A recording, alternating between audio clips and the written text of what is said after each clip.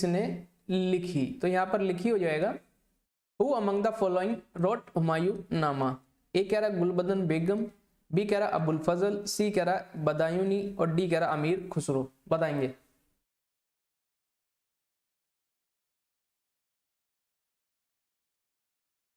तो सबसे पहले बात कर लेते हैं हुमायूं नामा आपकी किसके ऊपर यहाँ पर लिखी गई। तो ये आपके हुमायूं के जीवन वृत्तांत पर लिखी गई। हुमायूं के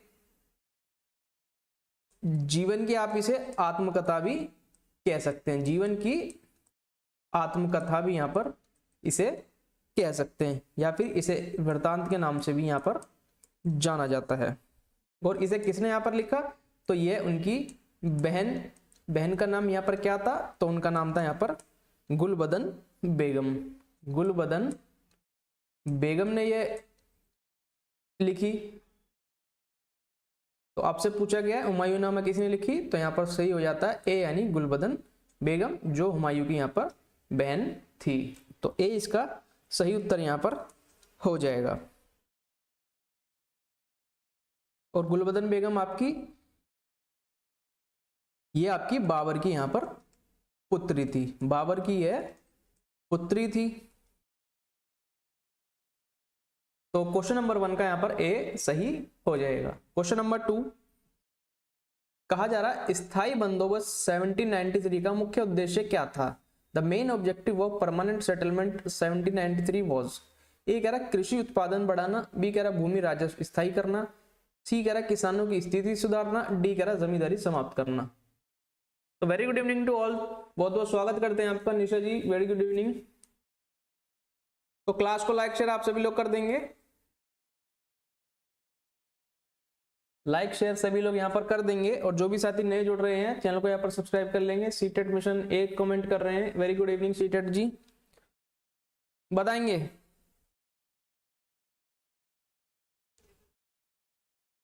तो स्थायी बंदोबस्त क्या था, परमानेंट सेटलमेंट आपका किससे जुड़ा हुआ था, तो ये आपका ईस्ट इंडिया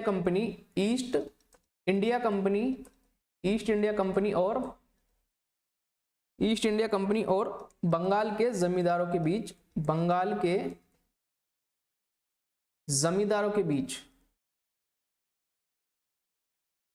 के बीच यहां पर भू राजस्व तय करने के लिए एक समझौता था। भू राजस्व तय करने के लिए एक समझौता था,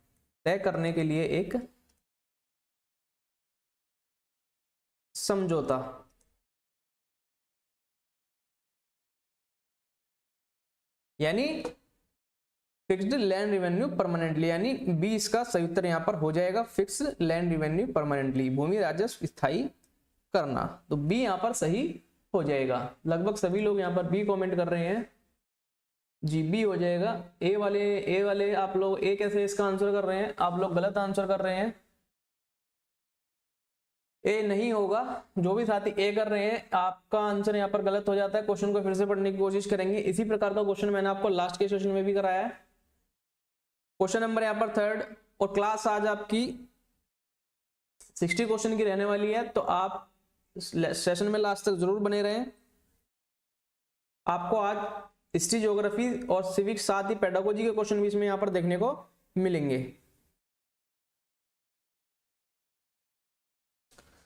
तो कहा जा रहा है रैयतवाड़ी व्यवस्था मुख्यतः किस क्षेत्र में लागू की गई। The Ryotwari system was mainly introduced in. A कह रहा बंगाल में, बी कह रहा अवध में, सी कह रहा मद्रास में बंबई में और डी कह रहा पंजाब में। बताएंगे।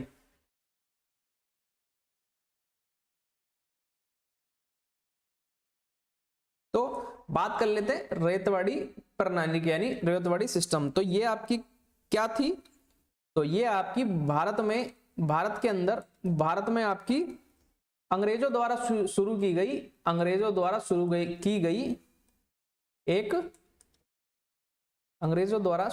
गई एक राजस्व प्रणाली थी।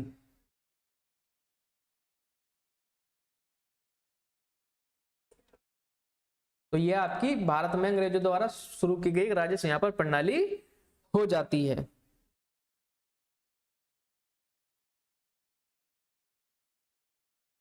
तो इसके आपके यहाँ पर कैप्टन कौन थे? तो इसके आपके कैप्टन थे अलेक्जेंडर रीड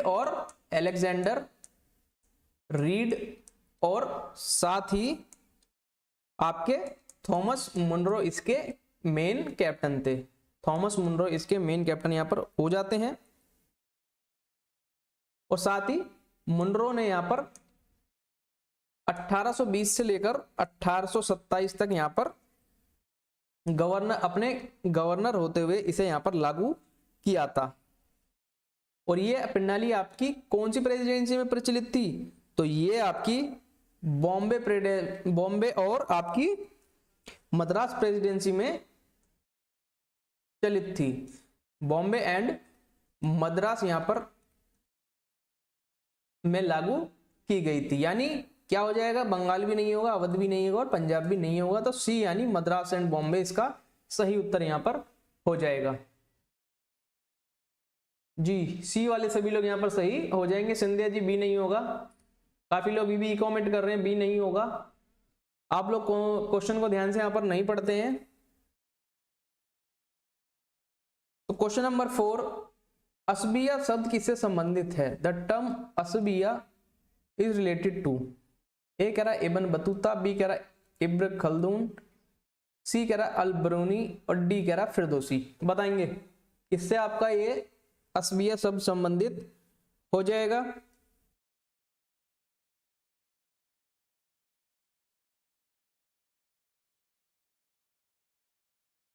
तो सबसे पहले बात कर लेते हैं असबिया शब्द के बारे में। तो असबिया शब्द आपका किस अवधारणा को यहां पर एक दर्शाता है? तो ये आपकी एक सामाजिक और सांस्कृतिक यहां पर आपकी एक अवधारणा है। सामाजिक और सांस्कृतिक अवधारणा है जो यहां पर सामूहिक एकता की बात करती है। सामूहिक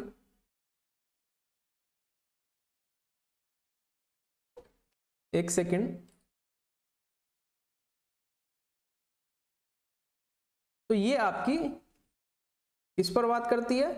तो ये आपकी सामाजिक एकता पर बात करती है। सामाजिक यहां पर एकता की बात करती है। साथ ही सामूहिक भावना की ये बात करती है। सामूहिक भावना की यहां पर ये बात करती है। और यह अवधारणा आपकी किसने दी थी? तो यह अवधारणा आपकी इब्न खल्दून ने यहां पर दी है। इब्न खल्दून ने यहां पर यह अवधारणा आपकी दी है। तो इब्न बतूता भी नहीं होगा, अल बिरूनी भी नहीं होगा, फिरदौसी भी नहीं होगा। यहां पर केवल और केवल इब्न खल्दून ने इसकी अवधारणा यहां पर दी है। तो बी वाले सभी लोग यहां पर सही हो जाएंगे। जी बिल्कुल बी हो जाएगा। फोर्थ का यहां पर बी हो जाएगा। जी बी हो जाएगा। क्वेश्चन नंबर 5 कहा जा रहा है किस मुगल शासक ने जजिया कर को यहां पर समाप्त किया? विच मुगल एम्परर अबॉलिश जजिया टैक्स? ए कह रहा है बाबर, बी कह रहा है अकबर, सी कह रहा है जहांगीर और डी कह रहा है यहां पर शाहजहां। बताएंगे।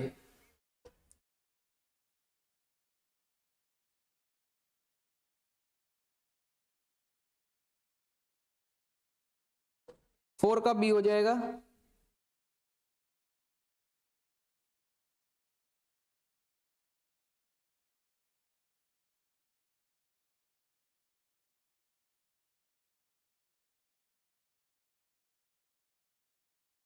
तो अकबर ने जजिया कर को किस नीति के तहत यहां पर समाप्त किया था?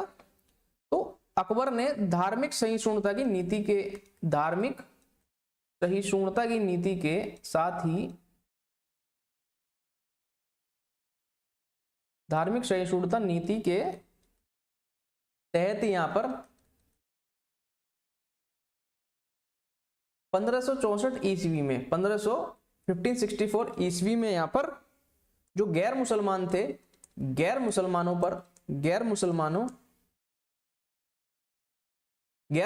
पर जो लगने वाला जजिया करता उसे यहां पर समाप्त किया।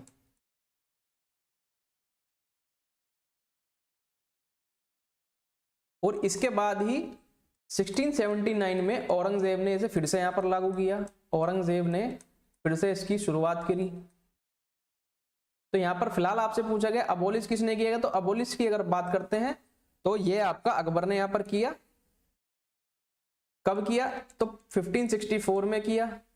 और अगर बात कर लेते हैं शुरू फिर दोबारा कब शुरू किया, तो 1679 में। आप औरंगजेब यहां पर ध्यान रखेंगे तो दोनों ही क्वेश्चन में आपसे कुछ भी यहां पर पूछा जा सकता है। तो फिफ्थ का यहां पर बी हो जाएगा। क्वेश्चन नंबर 6 कहा जा रहा नील विद्रोह किसके विरुद्ध था। Indigo revolt was a protest against. A कह रहा जमींदार, बी कह रहा ब्रिटिश नीलो, सी कह रहा सरकारी अधिकारी, डी कह रहा साहूकार। बताएंगे।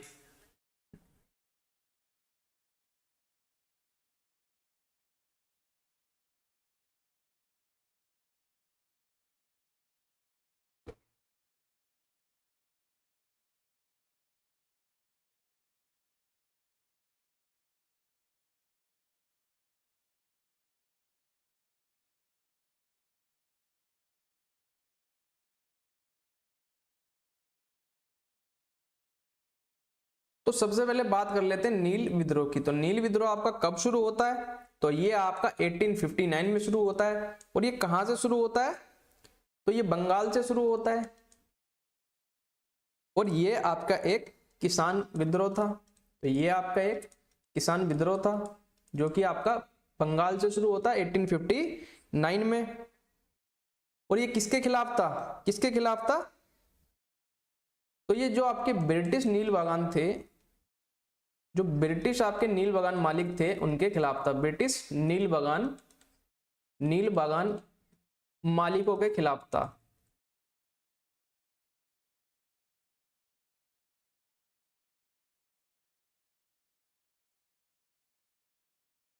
जमींदारों के खिलाफ भी नहीं था, सरकारी अधिकारियों के खिलाफ भी नहीं था, और साहूकारों के खिलाफ भी नहीं था। तो ये आपके ब्रिटिश प्लांटर यानी ब्रिटिश नीलों के खिलाफ यहां पर हो जाता है। तो बी ऑप्शन सभी लोगों ने लगभग यहां पर दिया है, बी वाले सभी लोग यहां पर सही हो जाते हैं।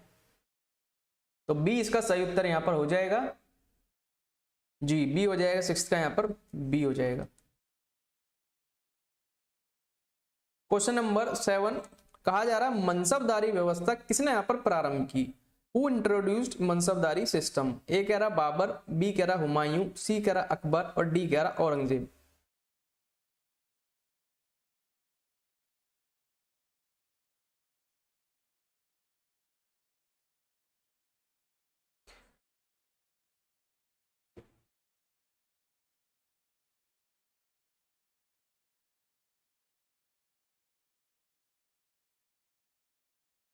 तो जो बात आ रही है मनसबदारी सिस्टम की, तो मनसबदारी जो सिस्टम था वह आपका यहाँ पर सम्राट अकबर द्वारा यहाँ पर प्रारंभ किया गया। सम्राट अकबर द्वारा ये आपका प्रारंभ किया जाता है। और ये कब किया जाता है, तो ये आपका 1595 आपकी ईस्वी से लेकर और 96 ईस्वी तक ये आपको यहाँ पर शुरू की गई आपकी एक प्रणाली थी। और बात कर लेते हैं तो मनसब शब्द जो होता था आपका, मनसब शब्द जो यहाँ पर होता था ये आपका एक अरबी मूल का यहाँ पर शब्द है। और साथ ही मनसब का यहाँ पर अर्थ क्या होता है, मनसब का अर्थ यहाँ पर होता है पद या फिर ओहदा। पद या फिर यहाँ पर इसे ओहदा भी कहा जाता है।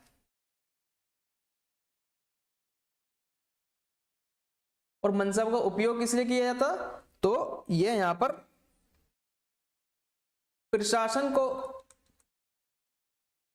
प्रशासन को एकीकृत करने के लिए। तो ये किसने यहां पर स्टार्ट किया, तो सम्राट अकबर ने इसे यहां पर स्टार्ट किया। तो सी यानी अकबर इसका सही उत्तर हो जाएगा।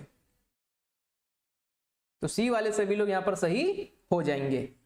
तो drain of wealth theory was proposed by. धन निकासी सिद्धांत किसने दिया। ए कह रहा दादा भाई नौरोजी, बी कह रहा आरसी दत्त, सी कह रहा गोपाल कृष्ण गोखले और डी कह रहा तिलक। बताएंगे। धन निकासी सिद्धांत की बात यहां पर आपकी हो रही है।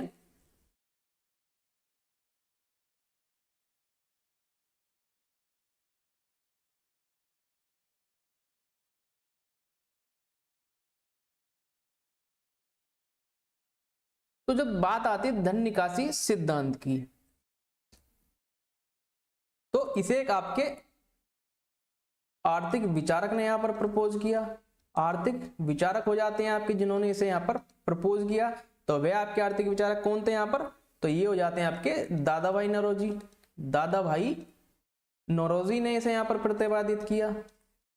और इन्होंने कब किया? तो इन्होंने ये 19वीं शताब्दी में यहां पर इसे प्रपोज किया।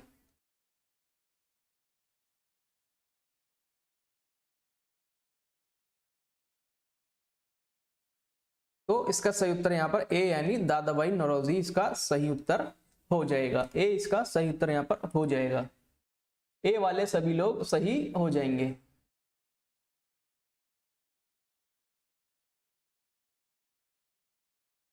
जी ए हो जाएगा। तो क्वेश्चन नंबर 9,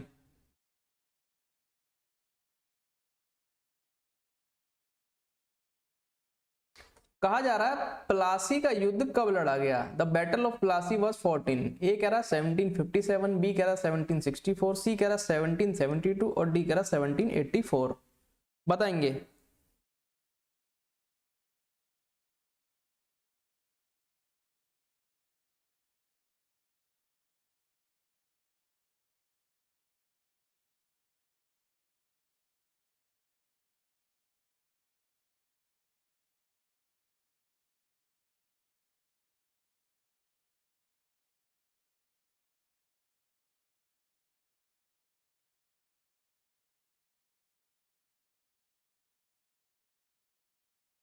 तो जो बैटल ऑफ प्लासी है ये आपका कब होता है? तो ये आपका 1757 में यहाँ पर होता है, यानी ए इसका सही उत्तर यहाँ पर हो जाएगा। तो 1757 में आपका बैटल ऑफ प्लासी यहाँ पर लड़ा गया। ए वाले सभी लोग यहाँ पर सही हो जाते हैं, बिल्कुल ए आपका सही उत्तर हो जाएगा। और ये किसके बीच लड़ा गया था? तो ये आपके ब्रिटिश ईस्ट इंडिया कंपनी और बंगाल के नवाबों के बीच यहां पर लड़ा गया। बंगाल के नवाबों के बीच यहां पर लड़ा गया। तो ए इसका सही उत्तर यहां पर हो जाएगा। पीवी रॉकस्टार आपका उत्तर एकदम सही हो जाता है। क्वेश्चन नंबर 10, तो कहा जा रहा है अर्थशास्त्र का अरबी अनुवाद किसने यहां पर किया? हु ट्रांसलेटेड अर्थशास्त्र इनटू अरेबिक? ए कह रहा अल्बरूनी, बी कह रहा इब्न बतूता, सी कह रहा फिरदौसी और डी कह रहा अल्बरूनी डिसिपल।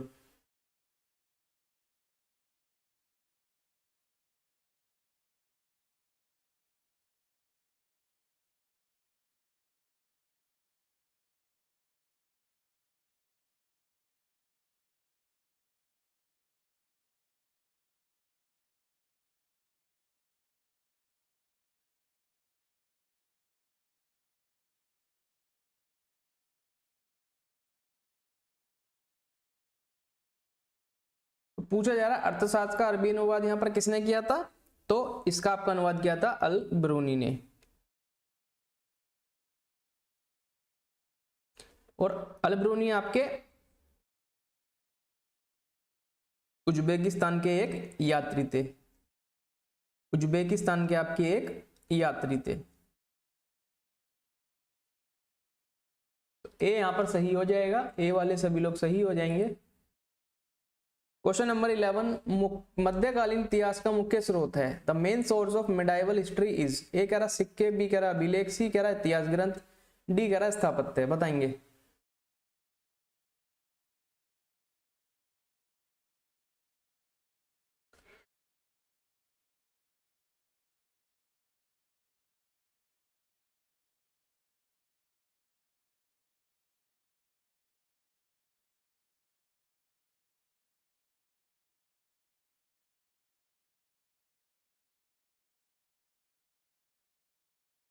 तो पूछा गया main source of medieval history is?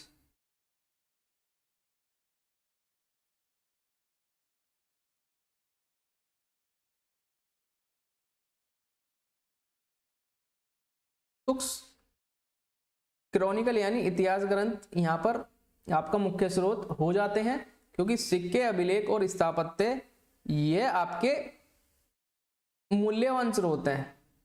तो ये आपके मूल्यवान स्रोत हैं। मूल्यवान यहाँ पर स्रोत ये हो जाते हैं। और इतिहास जो ग्रंथ है ये आपका मध्यकालीन इतिहास का मुख्य स्रोत हो जाता है। तो 11 का यहाँ पर सी होगा। ए कौन इसका आंसर कर रहा है? ए नहीं होगा। देखिए क्वेश्चन को ध्यान से पढ़िए, क्वेश्चन आपसे क्या डिमांड कर रहा है उसके अनुसार ही आपको ऐसा आंसर करना है। देखिए सिक्के, इंस्क्रिप्शन और आर्किटेक्चर ये आपके मुख्य स्रोत हैं, सॉरी मूल्यवान स्रोत हैं, बल्कि जो क्रॉनिकल इतिहास ग्रंथ है ये आपके मुख्य स्रोत यहाँ पर हो जाते हैं। कॉइन्स, इंस्क्रिप्शन और आर्किटेक्चर ये आपके मूल्यवान स्रोत यहाँ पर होते हैं। क्वेश्चन नंबर 12, तुजुक बाबरी किसने लिखी? Who wrote Tuzuk Babri? A कह रहा अकबर, बी कह रहा बाबर, सी कह रहा हुमायूं और डी कह रहा अबुल फजल। बताएंगे।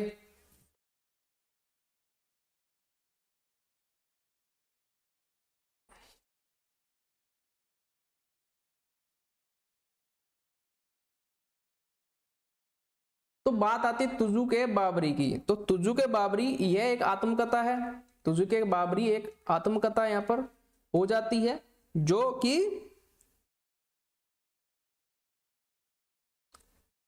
इसे लिखने वाले कौन थे? आत्मकथा को यहां पर लिखने वाले कौन थे? बताएंगे।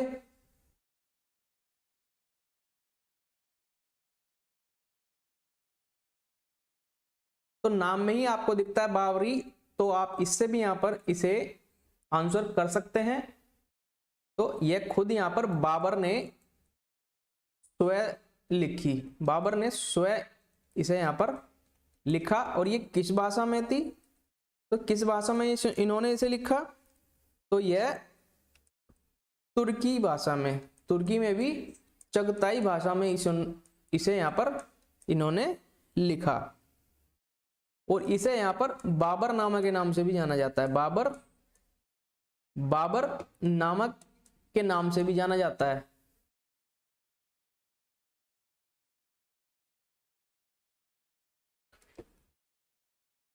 तो किसने लिखा? बी यानी बाबर। तो बी फॉर बाबर यहां पर इसका आंसर हो जाएगा।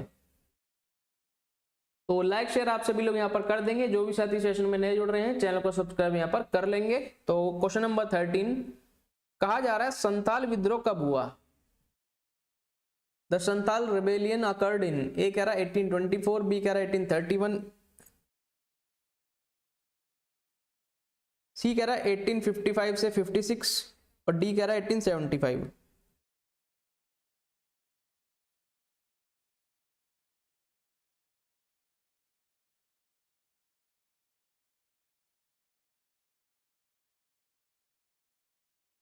तो बात आ जाती है संताल विद्रोह की, तो इसे संताल हुल के नाम से भी यहां पर जाना जाता है। संताल हुल के नाम से भी यहां पर इसे जाना जाता है। और वर्तमान में ये आपका झारखंड और यहां पर पश्चिम बंगाल के बीच, पश्चिम बंगाल के बीच यहां पर जो आपके ब्रिटिश औपनिवेशिक अधिकारी थे और जो शोषणकारी आपके जमींदारी व्यवस्था थी, उसके खिलाफ एक बड़ा आदिवासी गिरोह था। आदिवासी ये गिरोह था। और इसका नेतृत्व कौन कर रहा था? इसका नेतृत्व करने वाला आदमी कौन था? तो इसके नेतृत्व सिद्धू और यहां पर कानू मुर्मू दो भाई थे। कानू मुर्मू दो भाई थे। दो यहां पर ये भाइयों ने किया था। और ये कब किया था? तो ये किया था 1856 में।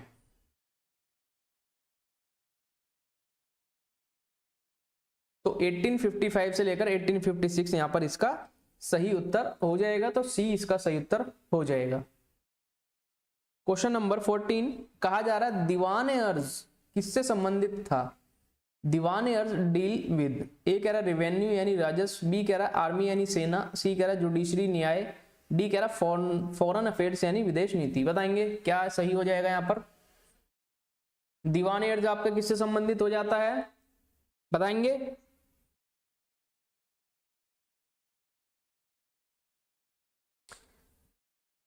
जब बात आती दीवाने अर्ज की, तो दीवाने अर्ज आपका क्या था, तो ये आपका दिल्ली सल्तनत के, तो दिल्ली सल्तनत काल के दौरान आपका ये सैन्य विभाग था। दिल्ली सल्तनत काल के दौरान आपका ये सैन्य यहां पर विभाग था। और इसकी स्थापना यहां पर किसने की थी, सैन्य विभाग की, तो गियासुद्दीन बलबन ने इसकी स्थापना की थी। गियासुद्दीन बलबन ने इसकी स्थापना यहां पर करी थी। और इसका नेतृत्व किसने किया था, नेतृत्व की अगर आपसे पूछा जाता है तो रिज ए मुमालिक इसका नेतृत्व यहां पर करता था। तो क्या थी आपकी ये आर्मी यानी सेना थी, तो बी इसका सही उत्तर हो जाएगा, बी हो जाएगा बिल्कुल बलबन। 14 का बी आ चुका है, बिल्कुल बी आपने सही उत्तर यहां पर दिया है, गियासुद्दीन बलबन ने इसकी स्थापना यहां पर की थी। पिंकू जी बिल्कुल सही उत्तर आपने दिया है यहां पर। तो सेशन को लाइक शेयर आप सभी लोग यहां पर कर देंगे, जो भी साथी सेशन में नए जुड़े हैं चैनल को सब्सक्राइब यहां पर कर लेंगे। क्वेश्चन नंबर 15, नील की खेती का उपयोग किसके लिए होता था। The chief crop of indigo cultivation was used for, A कह रहा फूड, बी कह रहा मेडिसिन, सी कह रहा डाई और डी कह रहा ऑयल।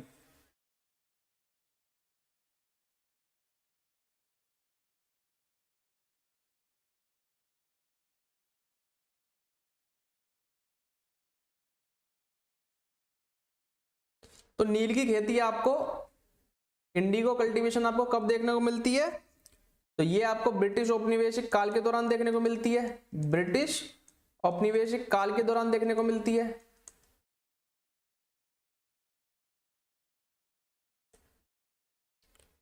और ये किस लिए यहां पर इसका यूज किया जाता था, तो इसका मुख्य उपयोग आपका किया जाता था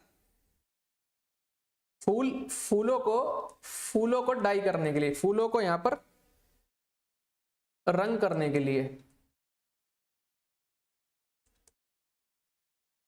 जी डाई आ चुका है बिल्कुल, तो डाई यानी रंग करने के लिए इसका इस्तेमाल यहां पर किया जाता था। सी इसका सही उत्तर यहां पर हो जाएगा। आप सभी ने एकदम शानदार उत्तर इसका दिया है। क्वेश्चन नंबर 16, तो अब यहां से आपके ज्योग्राफी के क्वेश्चन स्टार्ट हो जाएंगे।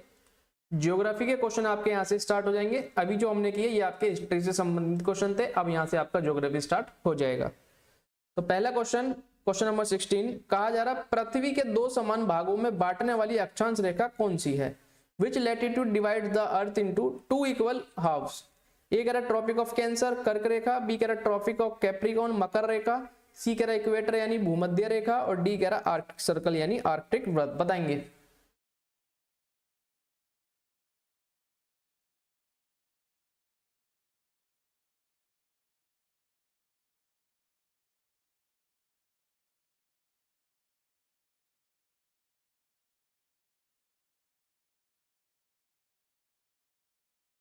बताएंगे। सी आ चुका है, इक्वेटर आ चुका है।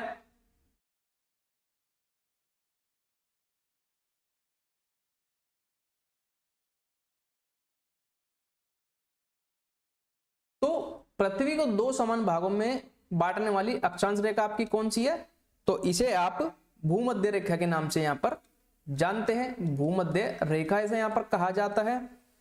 और ये आपकी एक काल्पनिक रेखा है, काल्पनिक रेखा भी इसे यहां पर कहा जाता है। काल्पनिक रेखा आपकी यहां पर हो जाती है। ये आपके पृथ्वी के केंद्र से होकर गुजरती है, पृथ्वी के केंद्र से होकर गुजरती है, केंद्र से यहां पर ये गुजरती है।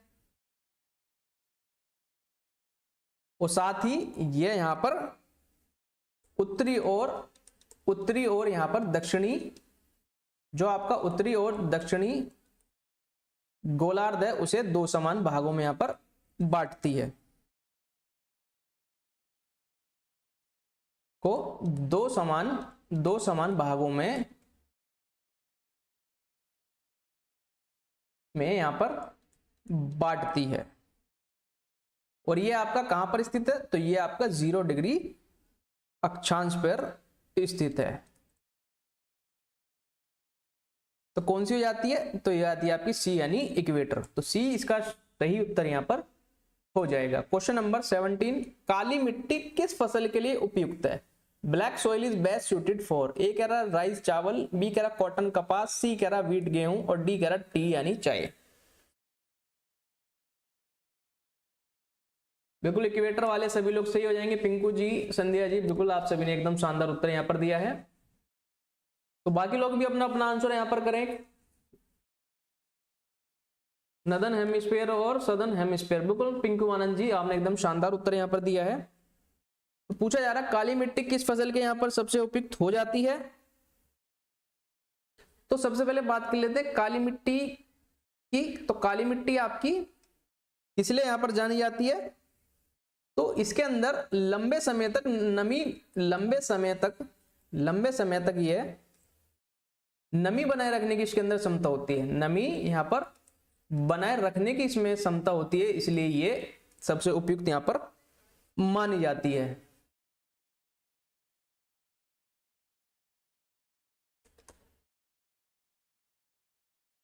और इसके साथ ये अधिक उपजाऊ होती है। अधिक यहां पर उपजाऊ भी यह होती है। जब अधिक उपजाऊ होगी तो यहां पर कपास की खेती के लिए यह आदर्श हो जाती है। तो यहां पर कपास की खेती आपकी सबसे,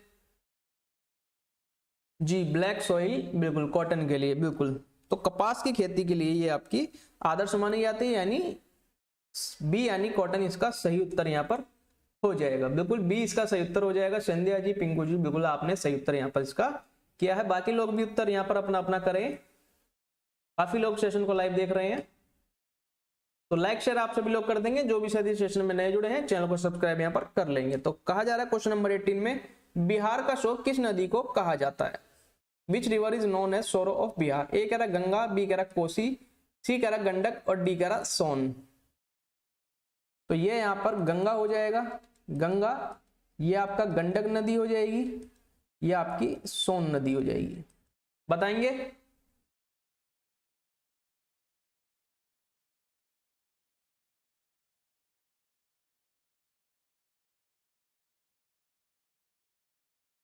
तो सबसे आसान प्रश्न अब तक का, तो उम्मीद करते हैं इसका उत्तर आप लोगों ने देना स्टार्ट कर दिया है। बी आ चुका है, बी आ चुका है। ए कौन कर रहा है? अमित जी, ए नहीं होगा। देखिए बच्चा बच्चा इस क्वेश्चन का आंसर यहां पर कर देगा। तो कोसी नदी आपकी बिहार का शोक यहां पर मानी जाती है, क्योंकि आप लोग जानते हैं अत्यधिक बाढ़ के कारण आपको यहां पर इसे बिहार का शोक कहा जाता है। अत्यधिक बाढ़ के कारण इसमें आपको, जी बी हो जाएगा। बी इज द आंसर, बिल्कुल बी ऑप्शन आप सभी ने शानदार उत्तर यहां पर दिया है। जी तो क्लास को लाइक शेयर आप सभी लोग कर देंगे, लाइक साथ के साथ करते रहेंगे। काफी लोग सेशन देख रहे हैं, लाइक केवल 7 लोगों ने ही किया है। तो क्वेश्चन नंबर 19 कहा जा रहा है ज्वार भाटा का मुख्य कारण क्या है? The main cause of tide is, A कह रहा अर्थ रोटेशन यानी पृथ्वी का घूर्णन, पृथ्वी का घूर्णन, बी कह रहा हवा, सी कह रहा चंद्रमा का गुरुत्व और डी कह रहा ओशन करंट। जूही रानी जी, वेरी गुड इवनिंग, स्वागत करते हैं आपका सेशन में।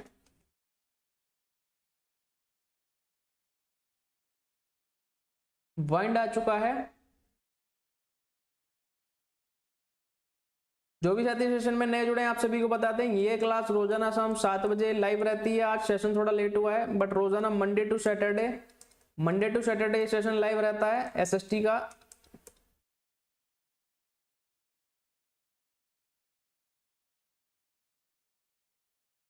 तो ज्वार भाटा का मुख्य कारण क्या है? तो इसका मुख्य कारण आपका चंद्रमा का गुरुत्व यानी मून्स की ग्रेविटी।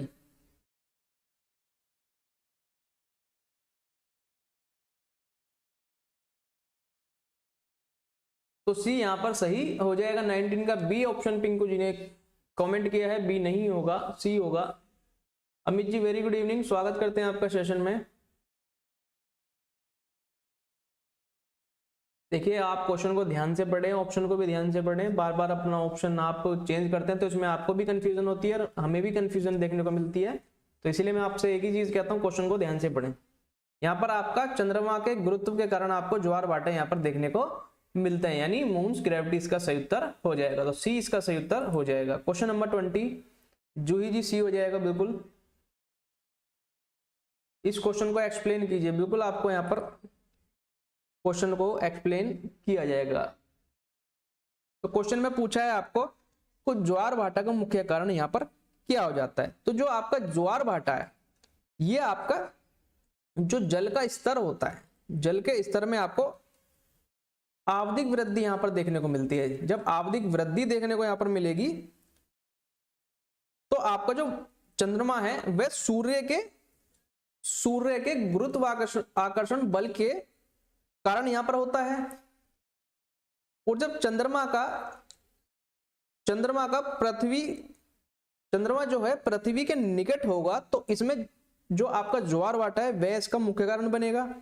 और क्योंकि इसका जो गुरुत्वाकर्षण बल है, पृथ्वी पर जो जल है वो अपनी ओर इसे खींचता है, साथ ही जिससे जल का स्तर ऊपर उठता है।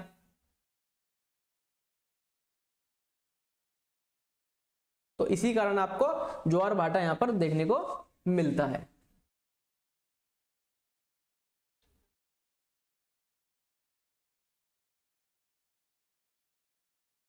Kalinga professional ji, hi sir, स्वागत है कलिंग जी।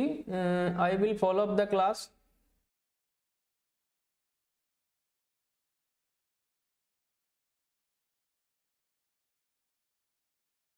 जी जी बिल्कुल पिंकू जी, एकदम सही बात आपने यहाँ पर कही है। तो मैंने भी आपको वही चीज बताई है, जब गुरुत्वाकर्षण बल जो है वह आपका पृथ्वी पर जल को अपनी ओर जब खींचेगा तब इसमें जल स्तर अपना ऊपर यहाँ पर उठता है। तो 19 का सी हो जाएगा।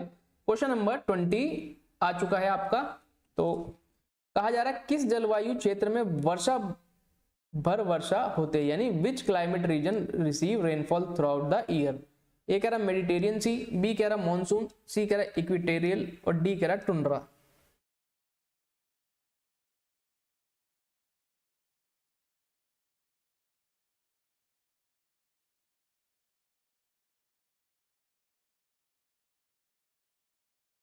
तो जो भी साथी सेशन में नए जुड़ रहे हैं चैनल को सब्सक्राइब यहाँ पर कर लेंगे, और टेलीग्राम की लिंक आपको कमेंट सेक्शन में दी हुई है, पिन कमेंट में जाकर आप टेलीग्राम से जुड़ जाएंगे। इस क्लास का फ्री पीडीएफ आपको टेलीग्राम पर मिल जाएगा।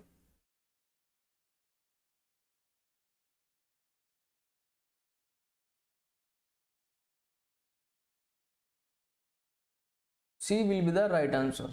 तो जूही जी, पिंकू जी, संध्या जी यहाँ पर सी कमेंट कर रहे हैं।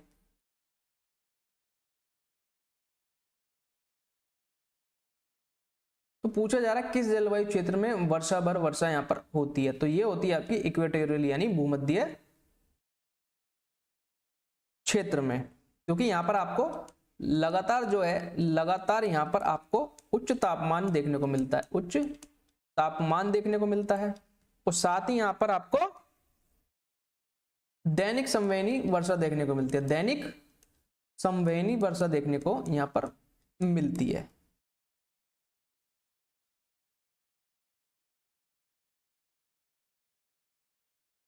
और साथ ही जो आपकी गर्म और यहाँ पर नम हवा होती है, नम हवा आपकी ऊपर उठती है, नम हवा ऊपर उठती है और ठंडी होती है, साथ ही वह कंडेंस्ड होती है यानी संघनित होती है। और इसके साथ ही जब कंडेंस होगी तो यह यहाँ पर बादल बनाएगी, जब बादल बनाएगी तो यहाँ आपको वर्षा देखने को मिलेगी यानी रेन देखने को मिलेगी। बिल्कुल बिल्कुल पिंकू जी, आपने सही उत्तर यहाँ पर दिया है।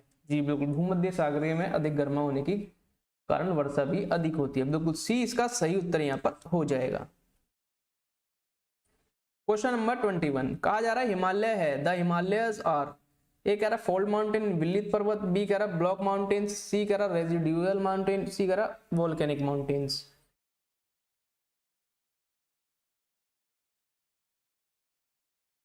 तो ये आपका ब्लॉक पहाड़ हो जाएगा, ब्लॉक पर्वत हो जाएगा, ये आपका रेजिडुअल पर्वत हो जाएगा, अवशिष्ट पर्वत हो जाएगा, अवशिष्ट हो जाएगा, और ये आपका ज्वालामुखी पर्वत हो जाएगा, ज्वालामुखी मुखी पर्वत हो जाएगा।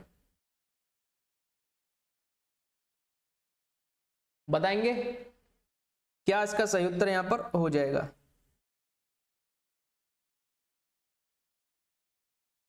तो हिमालय पूछा जा रहा है हिमालय को, तो जो आपकी हिमालय पर्वतमाला है, जो आपकी हिमालय पर्वतमाला की श्रेणी है, यह आपकी वलित पर्वतों की श्रेणी में यहां पर आती है, वलित पर्वतों की श्रेणी में यहां पर आती है। क्योंकि इसका जो निर्माण है, क्योंकि जो इसका निर्माण यहां पर हुआ है वह किसके कारण हुआ है? तो ये आपका भारतीय और यूरेशिया, भारतीय और यहां पर जो यूरेशियन पर्वत हैं, जो यूरेशियन यहां पर यह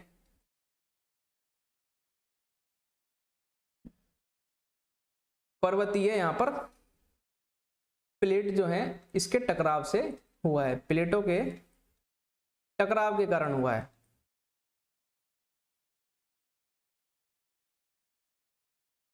बी आ चुका है। बी इसका कौन आंसर कर रहा है? पिंकू जी बी नहीं होगा, क्वेश्चन को फिर से पढ़ें। तो जो हिमालय पर्वत है आपके वलित पर्वतों की श्रेणी में आते हैं और उसका निर्माण आपका भारत और यूरेशियन पर्वत प्लेटों के टकराव के कारण यहां पर देखने को मिलता है, यानी ए इसका सही उत्तर हो जाएगा, यानी वलित पर्वत, फोल्ड माउंटेन सही यहां पर हो जाएगा।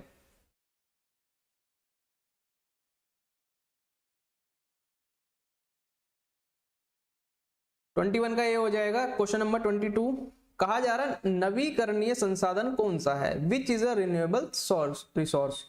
ए कह रहा कोल, बी कह रहा पेट्रोलियम, सी कह रहा नेचुरल गैस, डी कह रहा सोलर एनर्जी। बताएंगे।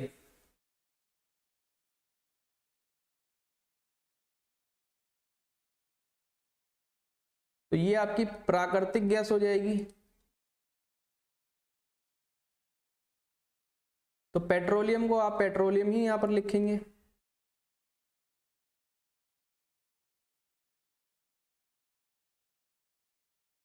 तो रिन्यूएबल सोर्सेज आपका इसमें से कौन सा हो जाएगा?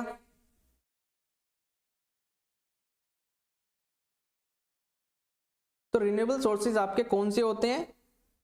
जो आपके कम समय में आपके खुद से, यानी कम समय में आपके प्राकृतिक रूप से पुनः निर्मित हो जाते हैं, प्राकृतिक रूप से पुनः जिनकी पूर्ति हो जाती है। तो कोयला, पेट्रोलियम और नेचुरल गैस, तो ये आपके क्या हो जाते हैं? तो ये आपके जीवाश्म ईंधन हो जाएंगे, जीवाश्म आपके ईंधन होते हैं। और सोलर एनर्जी आपकी रिन्यूएबल सोर्स यहां पर हो जाती है, क्योंकि इसकी पुनः पूर्ति हो सकती है। तो डी यहां पर सही हो जाएगा। फ्लाइंग ऑफिसर डी आ चुका है आपका। पिंकू आनंद डी कमेंट कर रहे हैं, बिल्कुल डी इसका सही उत्तर यहां पर हो जाएगा। तो सेशन को लाइक शेयर आप सभी लोग कर देंगे। इस क्लास को अपने सभी साथियों तक पहुंचाने का काम आप लोग अवश्य यहां पर करेंगे। और जो भी साथी सेशन में नए जुड़े हैं चैनल को यहां पर सब्सक्राइब कर लेंगे। क्वेश्चन नंबर 23 तो कहा जा रहा लेटराइट मिट्टी किसमें समृद्ध होती है? Laterite soil is rich in, A कह रहा नाइट्रोजन, बी कह रहा हुमस, सी कह रहा आयरन लोहा, डी कह रहा पोटाश।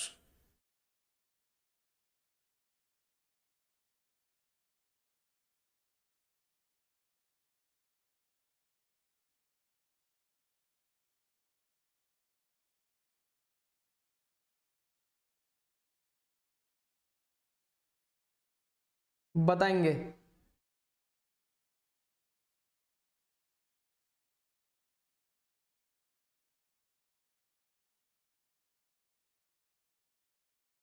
तो जो आपकी लेटराइट मिट्टी होती है ये आपकी जो आर्द्र उष्णकटिबंधीय, आर्द्र उष्ण कटिबंधीय जो क्षेत्र होते हैं, आर्द्र उष्णकटिबंधीय जो आपके क्षेत्र होते हैं उसमें आपको उच्च वर्षा के साथ बनते हैं। उच्च यहां पर वर्षा के साथ यह बनते हैं।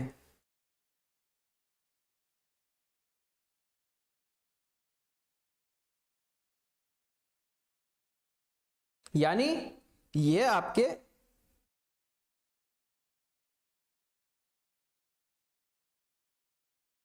जो आयरन होता है,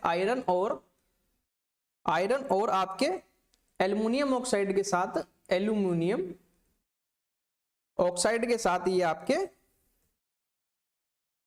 देखे जाते हैं। तो यहाँ पर बात हो रही है आयरन यानी लोहा, इसका सही उत्तर यहाँ पर हो जाएगा, तो सी इसका सही उत्तर हो जाएगा। सी Rampal ji very good evening, बहुत बहुत स्वागत है आपका। तो जो भी साथी सेशन में नए जुड़े, मैं आप सभी को बता दूं एसएसटी की क्लास रोजाना शाम 7 बजे लाइव होती है, तो आप रोजाना शाम 7 बजे सेशन में जुड़ना ना भूलें। 23 का आपका सी हो जाएगा, क्योंकि ये आपके आर्द्र उष्णकटिबंधीय क्षेत्रों में उच्च वर्षा के साथ ही है बनती है, और इसमें आपको आयरन और एल्यूमिनियम ऑक्साइड देखने को मिलते हैं। श्री रामपाल जी 23 का सी यहाँ पर सही हो जाएगा। क्वेश्चन नंबर 24, कौन सी महासागरीय धारा गर्म है? विच ओशियन करंट इज वार्म? ए करा लेब्राडोर, बी करा कैनरी, सी करा गल्फ स्ट्रीम और डी करा पेरू।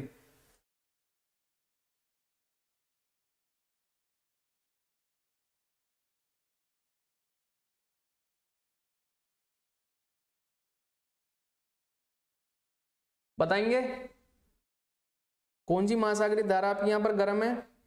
गर्म पूछा गया आपसे।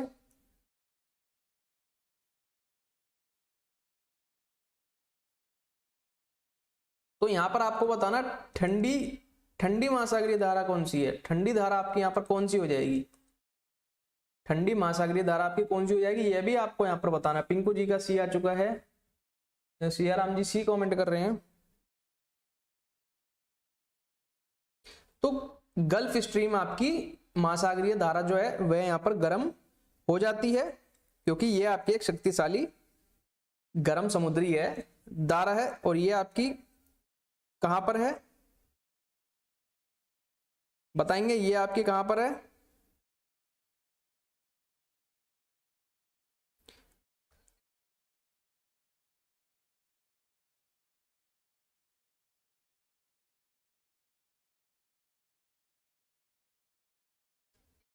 बिल्कुल ठंडी का आंसर यहाँ पर आ चुका है लेब्राडोर। आपने एकदम शानदार उत्तर यहाँ पर दिया है। किसने दिया है? पिंकू आनंद जी। बिल्कुल आपको बहुत बहुत यहाँ पर बधाई देते हैं, केवल आपने ही इस क्वेश्चन का यहाँ पर आंसर दिया। बाकी लोग भी क्लास देख रहे हैं, किसी ने भी आंसर यहाँ पर नहीं देने का प्रयास किया है, तो आप लोग भी क्वेश्चन का आंसर देने का यहाँ पर प्रयास करें। बिल्कुल ठंडी का आपका लेब्राडोर हो जाएगा। और बात करते हैं गर्म का, तो यहाँ पर आपकी गल्फ स्ट्रीम हो जाएगी। बताएंगे गल्फ स्ट्रीम आपकी कहाँ पर स्थित है? गल्फ स्ट्रीम आपकी कहाँ पर स्थित है, ये आप हमें कॉमेंट सेक्शन में बताएंगे। गल्फ स्ट्रीम बताएंगे। क्वेश्चन नंबर 25, भारत में कॉफी उत्पादन श्रेणी में अग्रणी राज्य कौन सा है? Which state leads in coffee production in India? A कह रहा केरला, बी कह रहा तमिलनाडु, सी कह रहा कर्नाटक और डी कह रहा आंध्र प्रदेश। बताएंगे।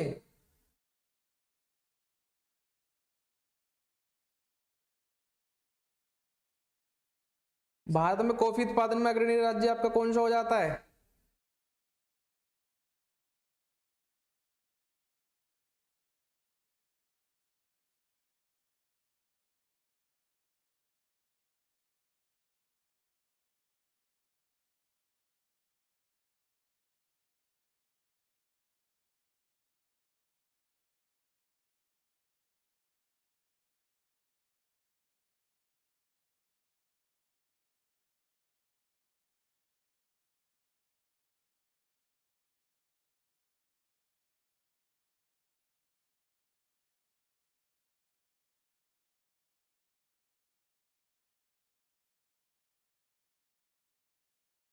ट्वेंटी फाइव का यहाँ पर सी आना स्टार्ट हो गया। बाकी लोग भी अपना अपना उत्तर देंगे।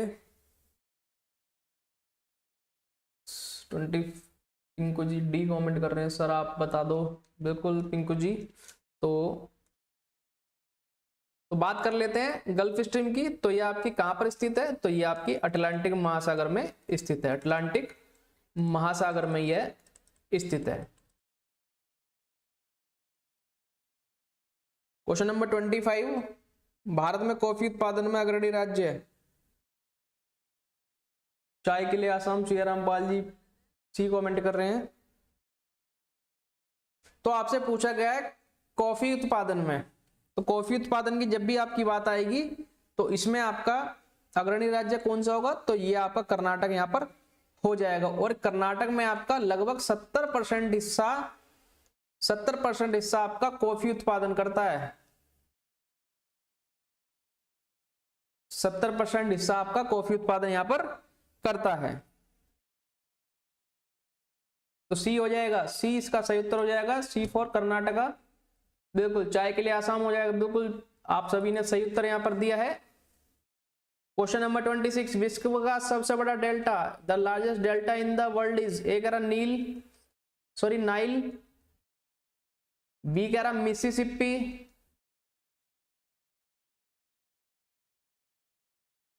सी कह रहा गंगा ब्रह्मपुत्र और डी कह रहा अमेजन। बताएंगे?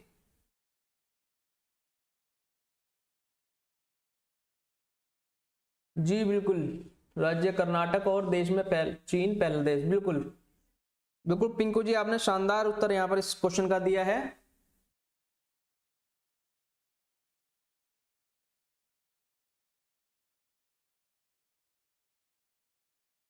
तो सबसे बड़ा पूछा गया तो ये आपका गंगा ब्रह्मपुत्र हो जाएगा। और ये कितना लंबा है आपका बताएंगे? तो ये है आपका 1 लाख, सॉरी,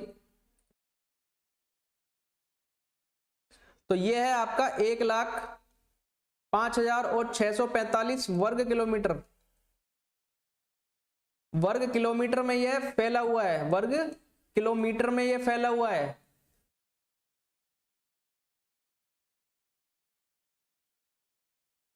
और इसमें आपका भारत का कौन सा हिस्सा शामिल है? तो इसमें आपका पश्चिम में आपका कौन सा हिस्सा हो जाता है? पश्चिम में आपका बंगाल हो जाता है, बंगाल हो जाता है। और साथ ही इसके अंदर आपको बांग्लादेश भी शामिल है, बांग्लादेश भी इसमें देखने को मिल जाता है। और ये आपके दुनिया के सबसे मशहूर जंगलों में भी शामिल है, दुनिया के मशहूर जंगलों में भी है, शामिल है।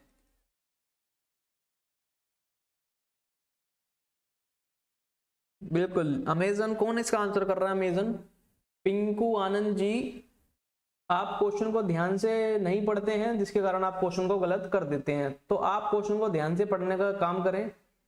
आप अमेजन किस बेस पर यहां पर कह रहे हैं लार्जेस्ट डेल्टा पूछा है आपसे?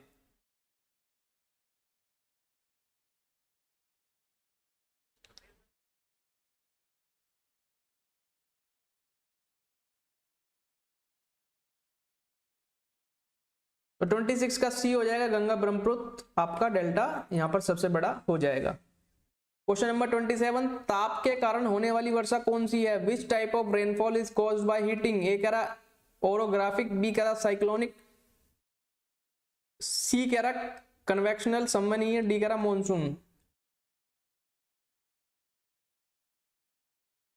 तो ये आपकी चक्रवाती हो जाएगी, चक्रवाती यहां पर ये हो जाएगी। और ओरोग्राफिक आपकी ओरोग्राफिक हो जाएगी, ओरो यहां पर ग्राफिक हो जाएगी। मॉनसून यानी बताएंगे? जी, तो मोहम्मद मुनाजिर जी कमेंट कर रहे हैं सी।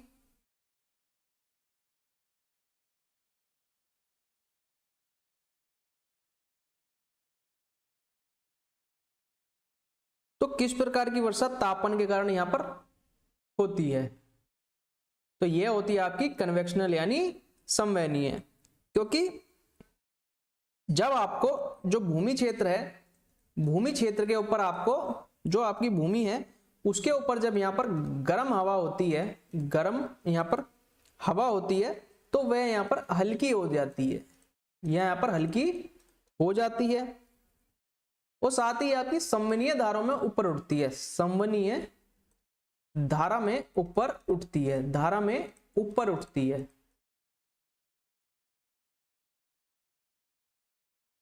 और जैसे जैसे जो आपकी ये हवा है, जैसे जैसे आपकी ये हवा है, जैसे जैसे ये ऊपर उठेगी तो ये यहां पर फैलती जाएगी, तो ये यहां पर फैलेगी।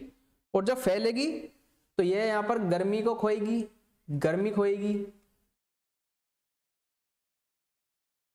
और आपके संघनन यानी कंडेंसेशन के कारण यहां पर, कंडेंसेशन के कारण यहां पर बादल बनेंगे, बादल बनेंगे, जिससे यहां पर बारिश होगी। तो यहां पर बारिश देखने को मिलेगी, तो किसके कारण देखने को मिलती है? कन्वेक्शनल यानी संवहनीय के कारण।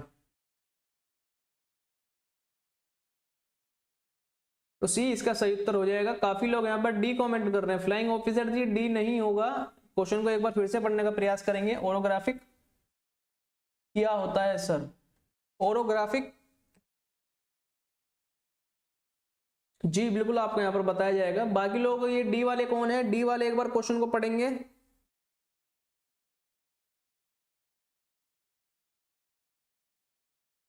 डी वाले गलत हो जाएंगे। डी वाले एक बार फिर से क्वेश्चन को पढ़ेंगे।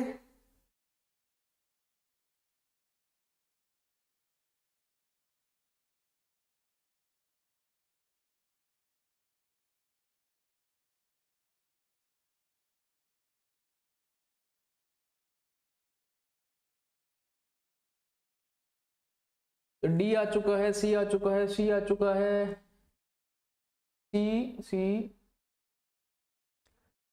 तो पिंकू आनंद जी पूछ रहे हैं ओरोग्राफिक क्या होता है सर? देखिए ओरोग्राफिक की जब हम बात करते हैं तो ओरोग्राफिक आपका किससे संबंधित होता है? तो ये आपका पर्वत या फिर पहाड़ से संबंधित होता है। पर्वत या फिर आप इसे पहाड़ से संबंधित भी यहां पर कह सकते हैं। पहाड़ से ये संबंधित हो जाता है। और बात हो रही है ओरोग्राफिक की, तो ये आपके जो पर्वत के ऊंचे भाग होते हैं, पर्वत के यहाँ पर ऊंचे जो भाग होते हैं, ऊंचे भाग की यहाँ पर अध्ययन को यहाँ पर ओरोग्राफिक या फिर उसके कारण होने वाली घटनाएं, जैसे कि यहाँ पर आपको पर्वतीय वर्षा देखने को मिलती है, पर्वतीय यहाँ पर वर्षा देखने को मिलती है, साथ ही पर्वतीय प्रभाव भी आपको यहाँ पर देखने को मिलते हैं। तो ओरोग्राफिक आपका पहाड़ों की या फिर पर्वतीय संबंधी कारणों के द्वारा उत्पन्न होने वाली प्रभाव के कारण देखने को यहां पर मिलता है। क्वेश्चन नंबर 28 कहा जा रहा है लाल मिट्टी में किसकी कमी होती है? Red soil lakhs. ए कह रहा है आयरन, आयरन हो जाएगा। बी कह रहा फॉस्फोरस, फॉस्फोरस। सी कह रहा है ह्यूमस और डी कह रहा पोटाश। बताएंगे लाल मिट्टी किसकी कमी होती है? सॉरी, लाल मिट्टी में किसकी कमी पूछा गया आपसे। उम्मीद करते हैं इस क्वेश्चन का आंसर आप सभी लोग दे पाएंगे।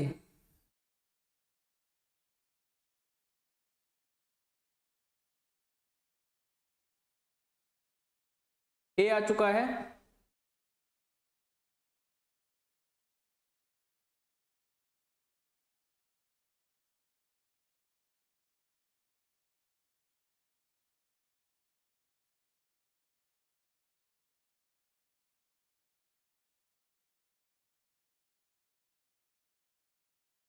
तो अगर बात करते हैं लाल मिट्टी में किसकी कमी होती है, तो अगर यहां पर बात करते हैं तो लाल मिट्टी में आपकी आयरन की कमी यहां पर देखने को मिलती है, जिसके कारण इसका लाल रंग होता है। और आमतौर पर अगर आप बात करेंगे जो नाइट्रोजन फॉस्फोरस होता है और साथ ही जो ह्यूमस होता है आपका, क्योंकि इसमें यहां पर चूने की कमी हो जाती है, चूने की यहां पर कमी हो जाती है, और साथ ही यहां पर पोटाश की मात्रा भी कम हो जाती है। पोटाश की जो मात्रा है वह भी यहाँ पर कम हो जाती है। तो यहाँ पर आपको जो फॉस्फोरस, ह्यूमस और पोटाश, ये तीनों भी इसके सही उत्तर यहाँ पर हो जाते हैं। तो यहाँ पर अगर हम अकॉर्डिंग टू क्वेश्चन देखेंगे तो यहाँ पर इसका आंसर ए होना चाहिए, बट यहाँ पर आपको इसकी ये तीनों आंसर भी देखने को मिलते हैं। तो फिलहाल के लिए इस क्वेश्चन को हम यहाँ पर स्किप करेंगे। इस क्वेश्चन को हम कल के सेशन में यहाँ पर लेंगे और आपको इसका फाइनल आंसर यहाँ पर देंगे। पिंकू जी ए आप लोग सभी ऑप्शन कमेंट कर रहे हैं, तो फिलहाल के लिए ए इसका सही उत्तर हम यहाँ पर लगा देते हैं। बाकी इस क्वेश्चन का डिटेल एक्सप्लेनेशन हम एक बार अच्छी तरीके से आपको देने का प्रयास करेंगे। जी बिल्कुल। क्वेश्चन नंबर 29 वैश्विक ऊष्मीकरण का प्रमुख कारण यहाँ पर कौन सी गैस है? Which gas cause global warming? A कह रहा ऑक्सीजन, बी कह रहा नाइट्रोजन, सी कह रहा कार्बन डाइऑक्साइड, डी कह रहा हाइड्रोजन। बताएंगे ग्लोबल वार्मिंग का प्रमुख कारण आपका कौन सी गैस के कारण होता है?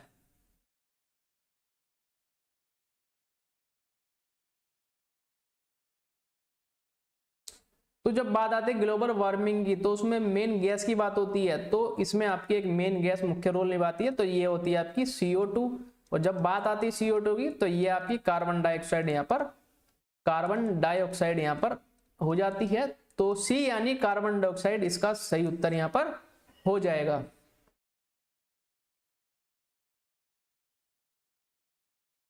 तो सी इसका सही उत्तर यहां पर हो जाएगा।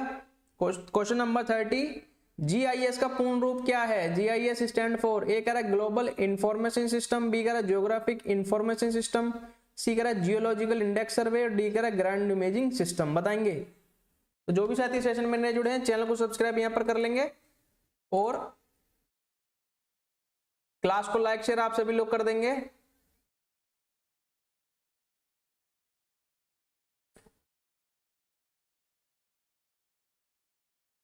बताएंगे क्या यहां पर सही हो जाएगा।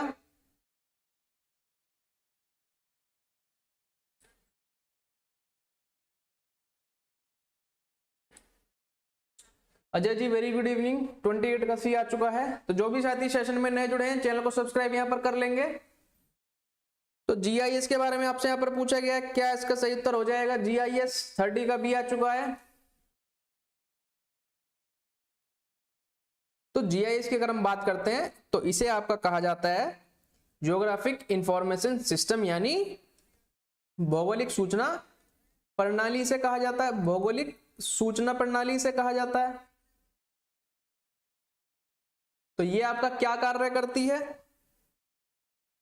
तो ये आपके भौगोलिक डेटा को यहां पर स्टोर कैप्चर करती है। भौगोलिक डेटा को कैप्चर करना इसका कार्य होता है। डेटा को यहां पर कैप्चर करती है और साथ ही से यहां पर स्टोर भी यह करती है। तो बी यानी ज्योग्राफिक इंफॉर्मेशन सिस्टम इसका सही उत्तर हो जाएगा। पिंकू जी, अजय जी, फ्लाइंग ऑफिसर, बिल्कुल आप सभी लोगों ने सही उत्तर यहां पर किया है। तो बिल्कुल शानदार उत्तर आप सभी लोगों ने यहां पर दिया है।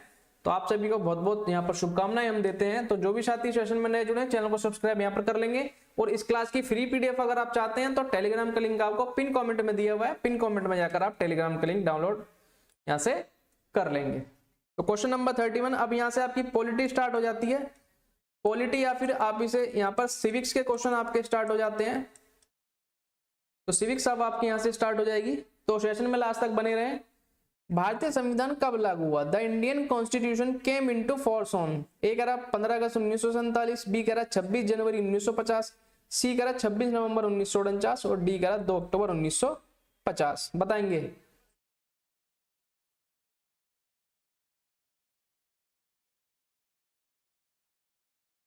तो बात हो रही है भारतीय संविधान यहां पर कब लागू हुआ। तो बच्चा बच्चा इस क्वेश्चन का आंसर जानता है। तो ये आपका 26 जनवरी 1900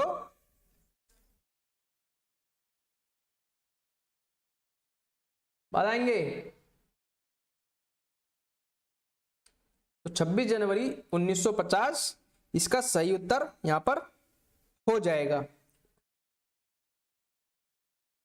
और अगर बात कर लेते हैं से अपनाया कब गया, अपनाया कब गया, तो अगर बात करते हैं से अपनाया कब गया यहां पे,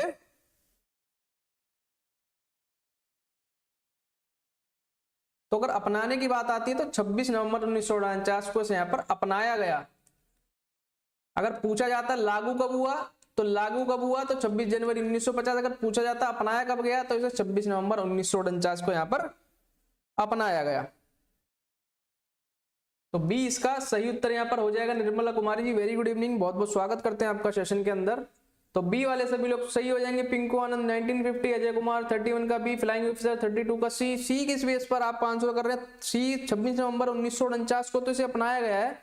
फ्लाइंग ऑफिसर जी आप एक बार क्वेश्चन को ध्यान से पढ़ें। 1949 को बनाया गया था। तो बेहद शानदार उत्तर आप सभी लोग यहां पर कर रहे हैं। कौन सा मौलिक अधिकार संविधान की आत्मा कहलाता है? बेहद आसान प्रश्न। Which fundamental right is called the heart and soul? Right to equality, right to freedom, right to constitutional remedies, right to religion. बताएंगे। तो अगर बात आती है हार्ट एंड साउल की, तो इसे हार्ट एंड साउल किसने कहा था? तो ये आपके BR अम्बेडकर जी ने कहा था। संविधान की आत्मा इसे कहा था। और किसे इसे कहा गया? तो ये आपका सी यानी राइट टू कॉन्स्टिट्यूशनल रेमेडी यानी संवैधानिक उपचार की बात इसमें की गई है। और ये आपका कौन सा आर्टिकल इससे रिलेटेड है? तो आर्टिकल 32 इससे यहाँ पर रिलेटेड हो जाता है, जिसे संविधान की आत्मा यहाँ पर कहा गया। 26 नवंबर को तैयार किया गया था, बिल्कुल पिंकवानंद जी। तो बी यहाँ पर सही नहीं होगा, सी इसका राइट आंसर हो जाएगा। संवैधानिक उपचार को यहाँ पर हर्ट एंड साउल कहा गया है, बिल्कुल अंबेडकर जी ने इसे यहाँ पर हर्ट एंड साउल कहा है, और आर्टिकल 32 इसकी यहाँ पर बात करता है। क्वेश्चन नंबर 33, भारत में राज्यों का प्रमुख कौन है? Who is the head of state in India? Prime minister, president, chief justice और स्पीकर? प्रधानमंत्री, राष्ट्रपति, या फिर प्रधानमंत्री, राष्ट्रपति, चीफ जस्टिस, सीजेआई जिसे आप बोलते हैं, सीजेआई, स्पीकर यानी अध्यक्ष? कौन आपका प्रमुख हो जाता बताएंगे? तो लोकसभा का आपका प्रमुख कौन होता है? तो वह होता है आपका स्पीकर।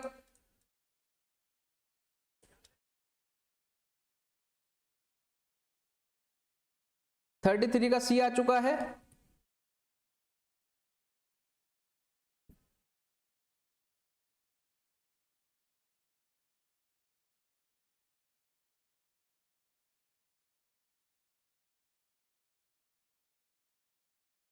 देखिए इतना आसान प्रश्न भी आप लोग यहाँ पर उत्तर नहीं कर पा रहे, सब लोग सी की तरफ जा रहे हैं। एक बार मैं जानना चाहता हूँ सी ऑप्शन आप किस बेस पर इसका आंसर कर रहे हैं। देखिए मैंने आपको बताया भारत में राज्यों का प्रमुख,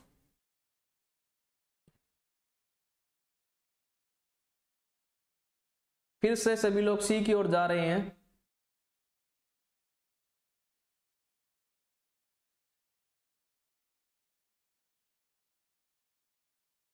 आप लोग यहीं पर फंसते हैं और एग्जामिनर आपको यहीं पर फंसाने का प्रयास करता है,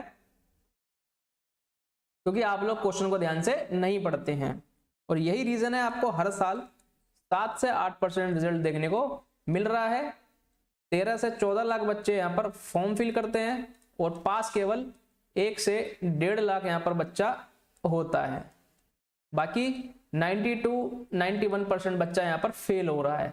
तो यही रीजन है आप लोग क्वेश्चन को ध्यान से नहीं पढ़ते हैं। मोहम्मद समीर जी ए ऑप्शन कर रहे हैं, बेहद ही शानदार। मोहम्मद समीर जी ने यहाँ पर एकदम अलग ही आंसर आप सभी को देने का प्रयास किया है। मोहम्मद समीर जी आप एक बार क्वेश्चन को ध्यान से पढ़ेंगे। तो बात हो रही है यहाँ पर राज्यों के प्रमुख की, तो यह होता है आपका राष्ट्रपति। फिर से मैं आपको बता देना चाहता हूं, क्वेश्चन को ध्यान नहीं दे पाने के कारण आप लोग यहाँ पर गलती करते हैं।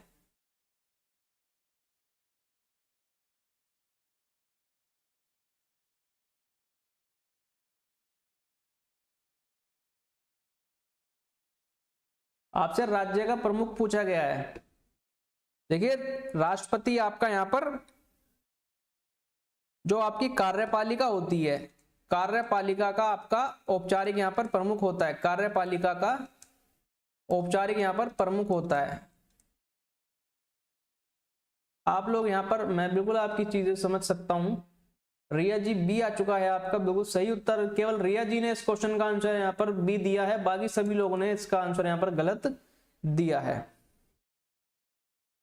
क्योंकि राष्ट्रपति आपका देश के प्रथम नागरिक होते हैं, देश के आपके ये प्रथम नागरिक होते हैं, और साथ ही ये आपके राज्य के प्रमुख भी होते हैं। आपने सुना होगा राज्य में जब राष्ट्रपति शासन लगता है तो वह इसलिए यहाँ पर लगाया जाता है, इसलिए इन्हें यहाँ पर राज्यों का प्रमुख बोला गया है। और अगर आपसे पूछा जाए सरकार के प्रमुख कौन होंगे, तब आप क्या जवाब देंगे? सरकार के प्रमुख कौन होंगे आपके बताएंगे? सरकार के प्रमुख आपका कौन होगा बताएंगे? इस क्वेश्चन का आंसर करेंगे। सरकार के प्रमुख बताएं आप सभी लोग, सरकार का प्रमुख कौन होता है? मोहम्मद समीर जी देखिए इसमें नाराज होने की कोई आप बिल्कुल बड़ी बात नहीं है, आप क्वेश्चन को ध्यान से पढ़ें। बताएंगे सरकार का प्रमुख कौन होता है? सबसे पहले आप सभी लोग इसका उत्तर दें कि सरकार का प्रमुख होता है, तो इसके बाद हम आगे बढ़ेंगे।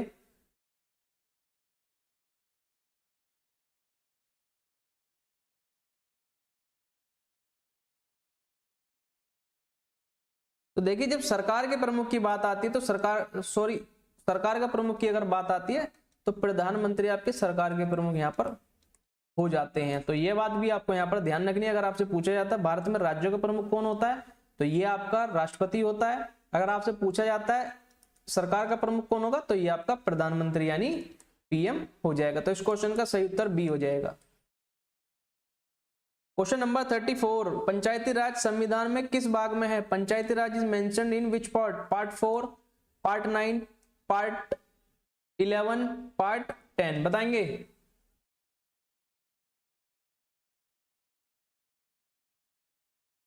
तो पंचायती राज आपका किस में होता है?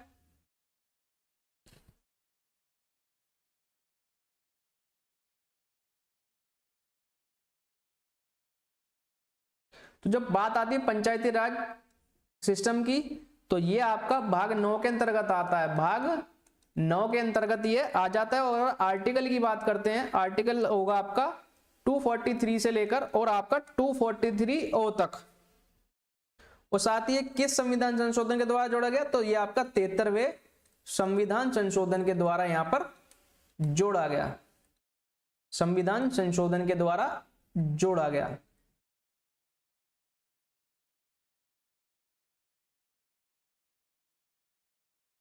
शोभा जी राधे राधे, स्वागत करते हैं आपका। बी आ चुका है आपका, बिल्कुल बी इसका सही उत्तर हो जाएगा, पार्ट 9।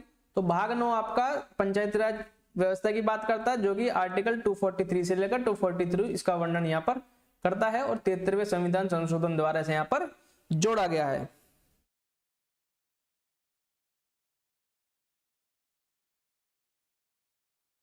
तो 73वें संविधान संशोधन 1992 भी इसमें याद रखेंगे आप।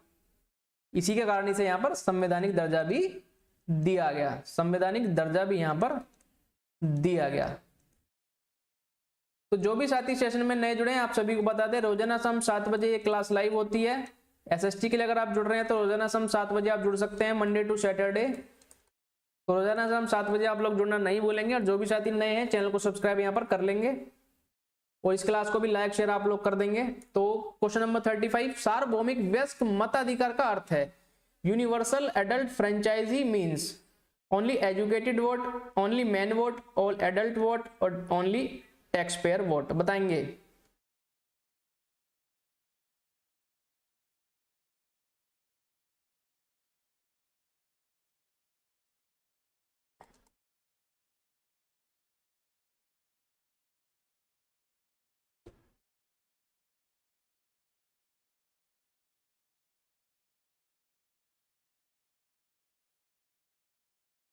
बताएंगे। बी आ चुका है।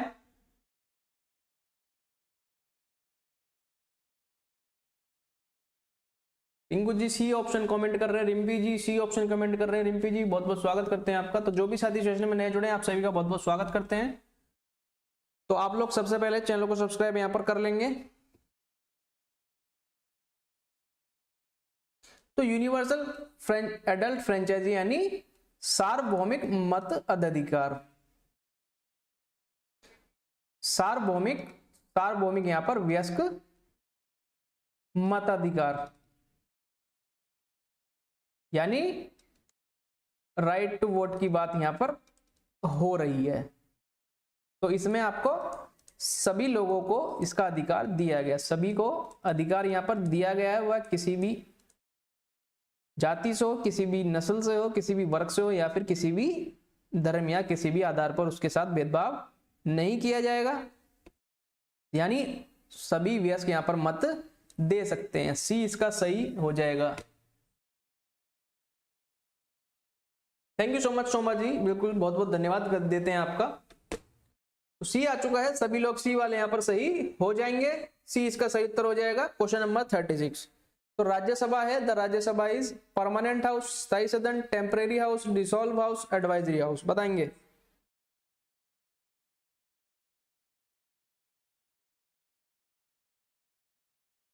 तो ये आपका अस्थायी हो जाएगा। देखिए क्वेश्चन में यहां पर ऑप्शन मिसप्रिंट हो गए हैं।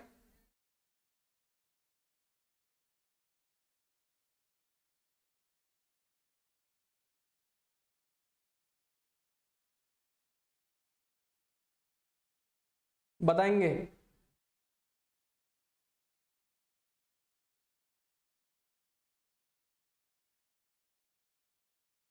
पार्ट 4 निभा एन के पार्ट 4, 21 के सभी लोगों को अधिकार जी।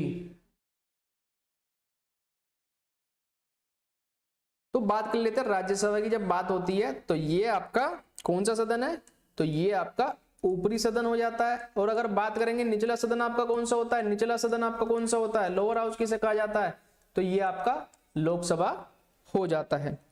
और राज्यसभा आपका कौन सा सदन है, तो ये आपका स्थायी सदन है, और ये आपका कभी भी भंग नहीं हो सकता, तो ये आपका भंग नहीं होता है। और जो इसके 1/3 सदस्य हैं वह हर 2 वर्ष बाद यहाँ पर रिटायर हो जाते हैं, 2 वर्ष बाद यहाँ पर रिटायर हो जाते हैं। और इसका कार्यकाल कितना होता है, कार्यकाल की अगर हम बात करेंगे, कार्यकाल यानी टर्म की अगर बात करेंगे तो 6 वर्ष इसका कार्यकाल होता है। तो ए यानी परमानेंट हाउस इसका सही उत्तर हो जाएगा। बिल्कुल ए वाले सभी लोग सही हो जाएंगे। रिया जी, पिंकू जी, शोभा जी, नैन साहब जी, अजय जी, फ्लाइंग ऑफिसर जी, बिल्कुल सभी ने उत्तर यहाँ पर शानदार दिया है। क्वेश्चन नंबर 37, निभा एनके जी, सी ऑप्शन आपने कमेंट किया है 35 का, बिल्कुल सी हो जाएगा।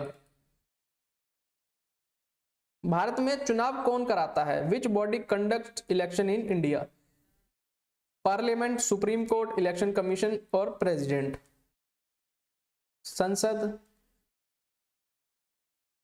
सर्वोच्च न्यायालय,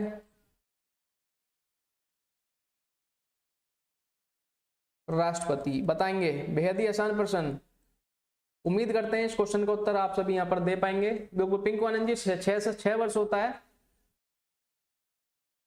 जी। सी आ चुका है, सी आ चुका है। तो भारत में चुनाव कौन कराता है, अगर बात आती है चुनाव की तो आप सभी को याद आता है यहाँ पर ईसीआई, जो ईसीआई जो अब तक आपको चर्चाओं में, विवादों में यहाँ पर देखने को मिलता है।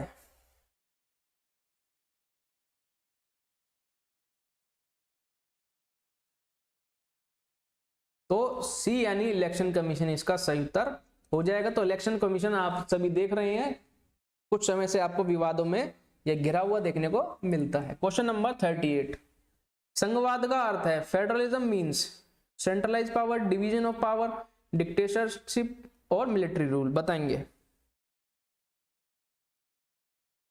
जी। सी वाले सभी लोग सही हो जाएंगे। और इस क्लास का समय रोजाना शाम 7 बजे आप लोग नहीं भूलेंगे। एसएसटी के लिए अगर आप जुड़ रहे हैं, एसएसटी मंडे टू सैटरडे आप 7 बजे यहाँ पर जुड़ सकते हैं। 7 बजे ये क्लास लाइव होती है, तो एसएसटी के लिए मंडे टू सैटरडे आप लाइव जुड़ सकते हैं। तो संघवाद का अर्थ आपसे यहाँ पर पूछा गया है।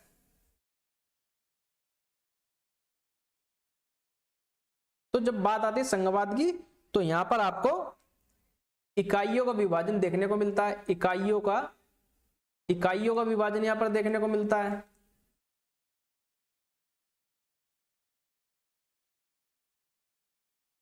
और साथ ही यहां पर शक्तियों का विभाजन आपको देखने को मिलता है, शक्तियों का भी विभाजन देखने को मिलता है। और जब आपको विभाजन की बात यहां पर आ जाती है तो कहीं ना कहीं यहां पर डिवीजन ऑफ पावर की बात होती है। फेडरलिज्म मींस आपका शक्तियों का विभाजन हो जाता है। 38 का लगभग सभी लोगों ने बी ऑप्शन दिया है, तो बी वाले सभी सही हो जाता है। निभा जी ए नहीं होगा, नैना जी बी होगा बिल्कुल, शोभा जी बी होगा, Pinku ji B, Ajay Kumar B, Shobha ji C. तो 38 का यहां पर बी हो जाएगा। क्वेश्चन नंबर 39, निर्देशक सिद्धांत हैं, the directive principle are enforcement by court, non justiciable, legal right, political rights. बताएंगे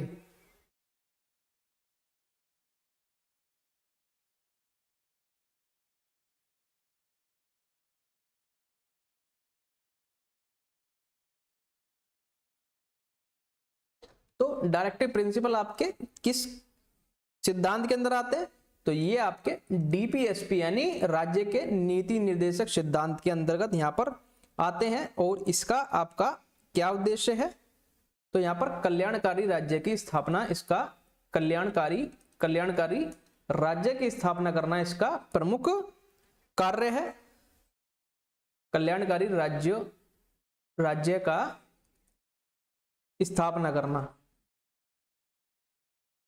और साथ ही यहां पर कानून और नीति बनाना भी इसका प्रमुख यहां पर कार्य हो जाता है। कानून और नीतियां बनाना, तो डीपीएसपी आपको कौन से उसमें देखने को मिलता बताएंगे? कौन सा आर्टिकल आपका डीपीएसपी से डील करता है बताएंगे सभी लोग? ईशु सावंत जी वेरी गुड इवनिंग, बहुत बहुत स्वागत करते हैं आपका चैनल के अंदर। तो आज के सेशन में आपका स्वागत है। Very good evening Dwivedi ji, बहुत बहुत स्वागत करते हैं आपका। तो जो भी साथी सेशन में नए जुड़ रहे हैं चैनल को सब्सक्राइब यहां पर कर लेंगे। सर हिंदी में ऑप्शन होने चाहिए। बिल्कुल, देखिए कुछ ऑप्शन यहाँ पर आपके मिसप्रिंट हो गए हैं, बाकी जो ऑप्शन मिसप्रिंट हुए हैं यहाँ पर आपको साथ के साथ उसमें इंग्लिश भी सॉरी हिंदी भी लिखने का यहाँ पर प्रयास हम कर रहे हैं। तो मतदान आयु 18 वर्ष किस संशोधन से हुई? Which amendment lowered voting age to 18? A कह रहा 42, बी कह रहा 44, सी कह रहा 61 और डी कह रहा 73। बताएंगे? 40 का सी आ चुका है।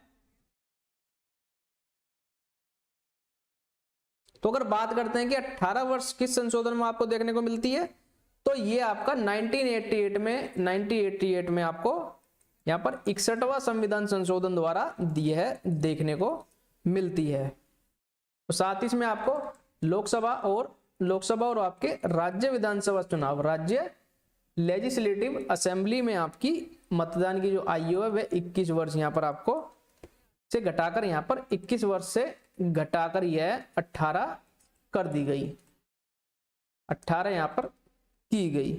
और ये आपका कौन से आर्टिकल में शामिल है? तो ये आपका आर्टिकल नंबर 326 के अंदर इसे शामिल यहां पर किया गया है। तो ये आपका वयस्क मताधिकार का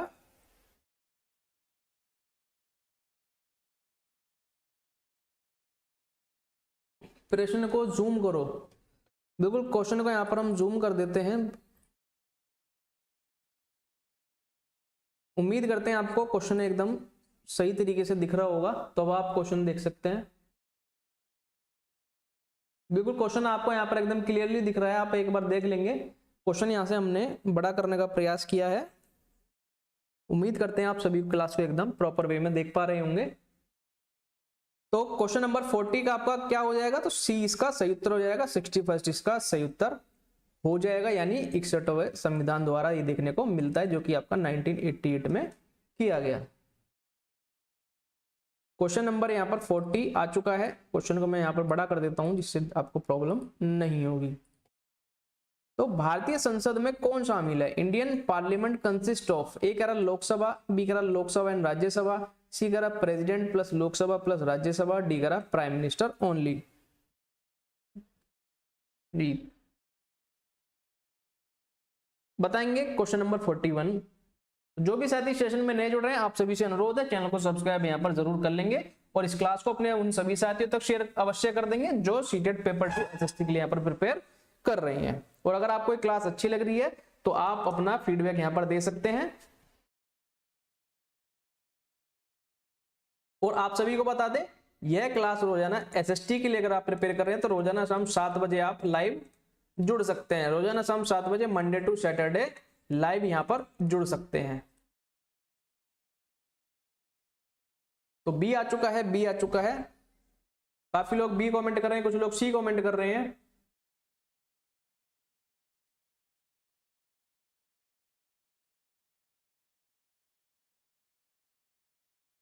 तो जब बात होती है इंडियन पार्लियामेंट की, तो जब इंडियन पार्लियामेंट की बात होती है तो यहां पर आपको प्रेसिडेंट भी देखने को मिलता है, साथ में लोकसभा देखने को मिलती है और साथ ही यहाँ पर राज्यसभा, ये तीनों का आपको मिश्रण यहाँ पर देखने को मिलता है। यानी C president plus Lok Sabha plus Rajya Sabha इसका सही तरीके से यहाँ पर इसे डिफाइन करता है। पिंकू आनंद जी, प्रेसिडेंट लोकसभा राज्यसभा, बिल्कुल आपने एकदम शानदार उत्तर दिया है। बाकी सभी लोग जिनका मैं नाम नहीं ले पाई हूं आप सभी ने एकदम शानदार उत्तर यहाँ पर किया है।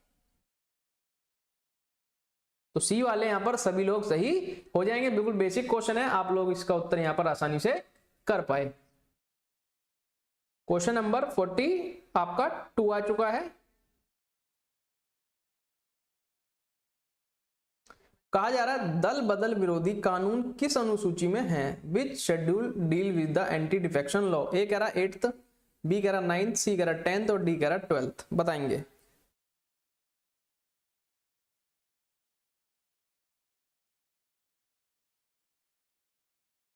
तो आप लोगों का केवल एक ही कार्य है, क्लास में लाइव वॉचिंग आप देखते हैं, लाइव वॉचिंग सबसे हाई हमारी देखने को मिल रही है।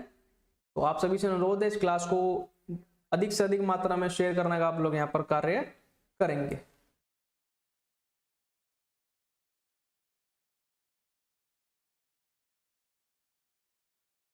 तो जब बात आती है दल बदल विरोधी कानून की, तो ये आपका कौन सी अनुसूची में आता है? तो ये आपका 10वीं शेड्यूल में आपको यहां पर देखने को मिलता है। और ये आपकी कब जोड़ी गई, कौन से कॉन्स्टिट्यूशन अमेंडमेंट एक्ट द्वारा जोड़ी गई? तो ये आपके 52वें कॉन्स्टिट्यूशन अमेंडमेंट एक्ट द्वारा यहां पर जोड़ी गई और ये आपकी 1985 में इसे यहां पर जोड़ा गया।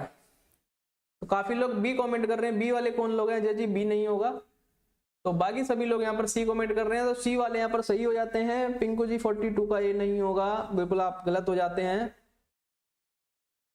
पिंकू जी। बिल्कुल यहाँ पर आपको सभी प्रकार के क्वेश्चन देखने को मिलेंगे, आप बस क्लास में बने रहें। आप क्लास को स्टार्टिंग से एक बार फिर से देख लेंगे, आपको उसके अंदर प्रॉपर एक डिटेल वे में बताया गया आपके क्लास के अंदर कितने क्वेश्चन कौन से पार्ट से लिए गए हैं। यहाँ पर मैं आपको फिर से बता दूं, यहाँ पर आपको हिस्ट्री भी देखने को मिलेगी, ज्योग्राफी भी देखने को मिलेगी, सिविक्स भी देखने को मिलेगी और साथ ही यहाँ पर पेडागोजी, आपको चारों ही चीज यहाँ पर कवर कराई जाएंगी। तो यह आपकी 10वीं अनुसूची हो जाएगी, बिल्कुल सी हो जाएगा इसका जी।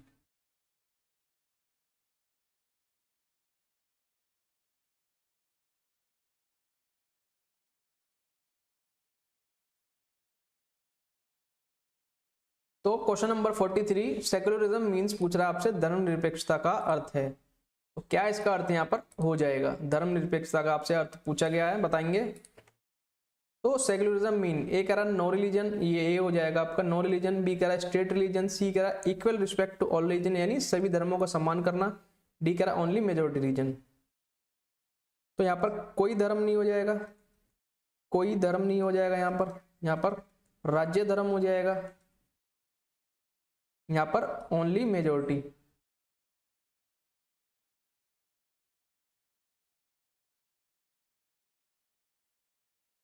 तो यहां पर यह केवल बहुसंख्यक हो जाएगा, केवल बहुसंख्यक हो जाएगा।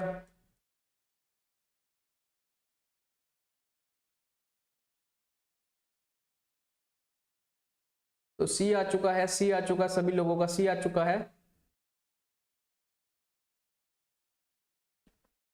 तो जब बात आती है धर्मनिरपेक्षता के अर्थ की, तो कोई रिलीजन नहीं होगा, ना ही राज्य का वो होगा, ना ही केवल बहुसंख्यक भी बाहर हो जाएंगे। तो जहां आप केवल देखते हैं, कोई देखते हैं, तो वैसे ही आपके बाहर हो जाएंगे। और राज्य धर्म इसका उत्तर नहीं होगा। यहाँ पर बात हो रही है equal respect to all religion, यानी सभी धर्मों का सम्मान करना, क्योंकि यह राज्य का, यह आपका राज्य का आधिकारिक धर्म नहीं है। राज्य का यहाँ पर कोई भी आधिकारिक धर्म नहीं है, आधिकारिक धर्म यहाँ पर नहीं है, सभी को यहाँ पर इक्वल माना गया है। तो सी आ चुका है, बिल्कुल सी वाले सभी लोग यहाँ पर सही हो जाते हैं। और जो भी साथी नए जुड़ रहे हैं, आप सभी को बताते हैं ये क्लास रोजाना 7 बजे रोजाना लाइव होती है, मंडे टू सैटरडे आप 7 बजे जुड़ सकते हैं। और जो भी साथी नए जुड़े हैं, चैनल को सब्सक्राइब यहाँ पर कर लेंगे। स्थानीय समस्याओं में से कौन सा स्तर निपटता है? Which level of governance deal with the local issue? A कह रहा है यूनियन, बी कह रहा है स्टेट, सी कह रहा है लोकल गवर्नमेंट, डी कह रहा है जुडिशियरी। बताएंगे।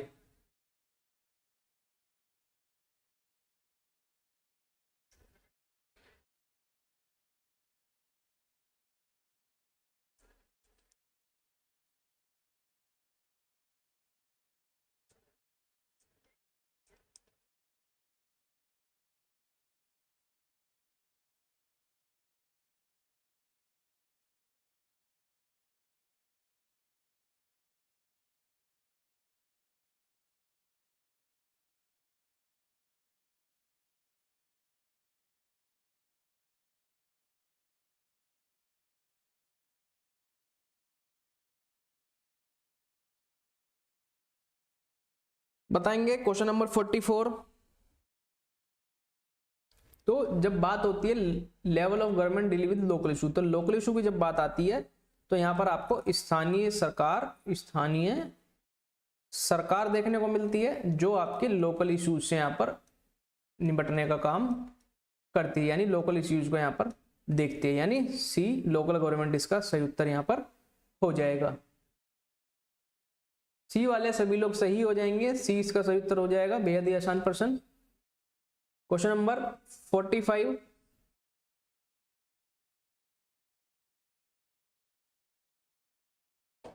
कहा जा रहा है स्पीकर का चुनाव किस में से होता है? The speaker is elected from, A कह रहा राज्यसभा, बी कह रहा है लोकसभा, सी कह रहा प्रेसिडेंट, डी कह रहा सुप्रीम कोर्ट।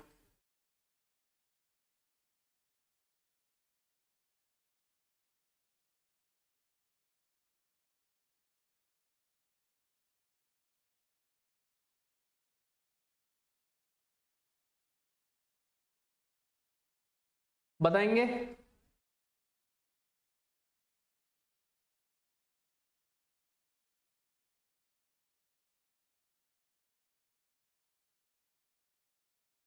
जी, वर्तमान स्पीकर आपके ओम बिरला जी हैं, बिल्कुल सही उत्तर आपने दिया है।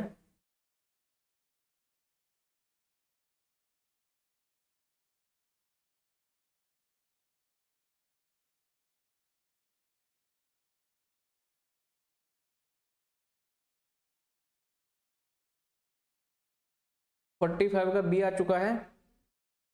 तो स्पीकर का चुनाव इसमें से किस में होता है? क्या राज्यसभा में स्पीकर का चुनाव होता है? तो इसमें आपके सभापति होते हैं, सभापति आपको देखने को मिलते हैं, उपसभापति आपको देखने को मिलते हैं, प्रेसिडेंट आपके नहीं होते, सुप्रीम कोर्ट भी नहीं होते, यानी लोकसभा में आपका इसका चुनाव होता है। तो वर्तमान में आपके लोकसभा स्पीकर कौन है? तो ये आपके ओम बिरला हो जाते हैं, ओम बिरला आपके हो जाते हैं, जो आपके कोटा से यहाँ पर सांसद भी हैं।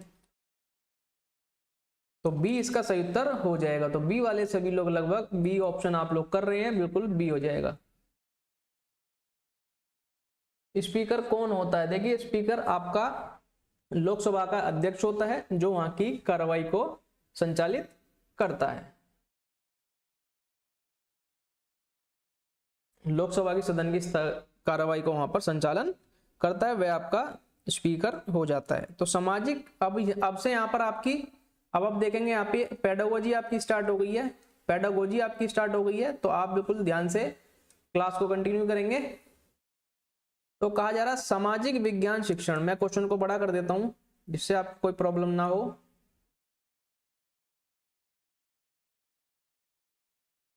तो क्वेश्चन नंबर 46 से आपकी पेडागोजी स्टार्ट हो गई है। तो सामाजिक विज्ञान शिक्षण का मुख्य उद्देश्य है, the main aim of teaching social sciences, A कह रहा मेमोराइजेशन, बी कह रहा क्रिटिकल थिंकिंग, सी कह रहा रोड लर्निंग, डी कह रहा फैक्ट्स ओनली।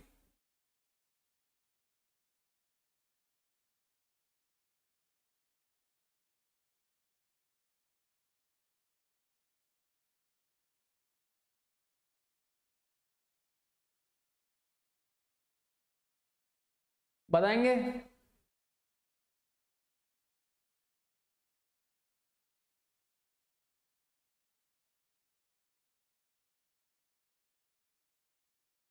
तो जब बात आती है main aim of teaching social science, तो सामाजिक विज्ञान शिक्षण का मुख्य उद्देश्य हो जाता है छात्र को समाज का सक्रिय सदस्य बनाना, छात्रों को यहाँ पर समाज में एक सक्रिय सदस्य बनाना, समाज में सक्रिय यहाँ पर सदस्य तैयार करना या फिर सक्रिय सदस्य बनाना, यानी कहीं ना कहीं उनमें क्रिटिकल थिंकिंग डेवलप करना, क्रिटिकल यहाँ पर थिंकिंग का विकास करना।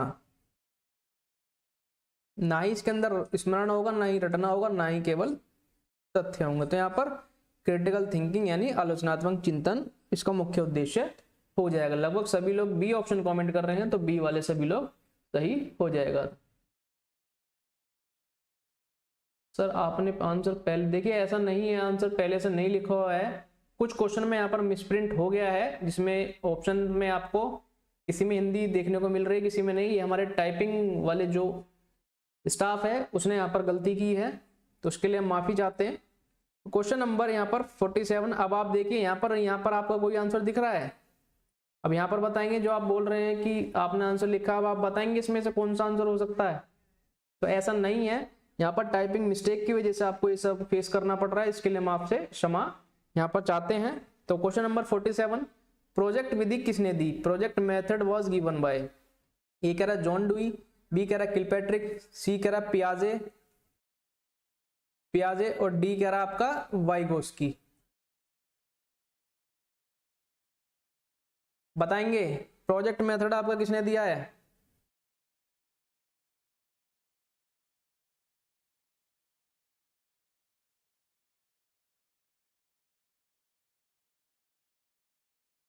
तो जो भी साथी सेशन में नए जुड़ रहे हैं चैनल को यहाँ पर सब्सक्राइब जरूर कर लेंगे। तो जब भी बात आती है प्रोजेक्ट मेथड की, तो ये आपकी किसने दी है? तो ये आपकी डॉक्टर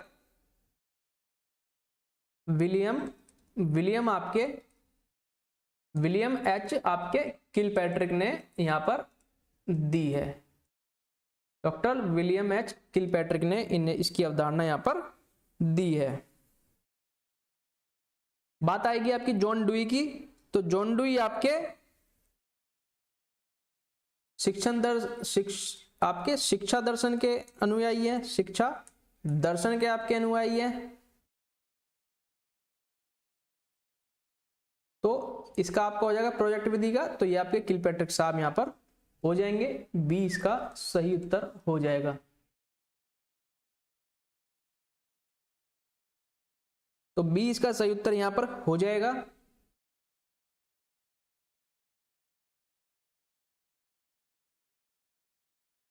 क्वेश्चन नंबर 48 यहां पर आ चुका है, तो ध्यान से क्वेश्चन को पढ़ें और उसका उत्तर देने का प्रयास करें।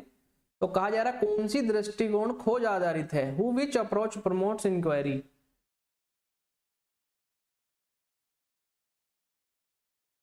एक रहा लेक्चर यानी व्याख्यान,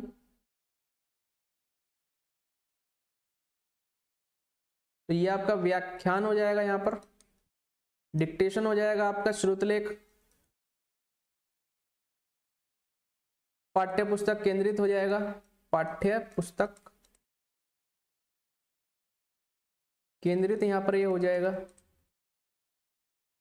बताएंगे कौन सी आपकी दृष्टिकोण खोज आधारित हो जाती है?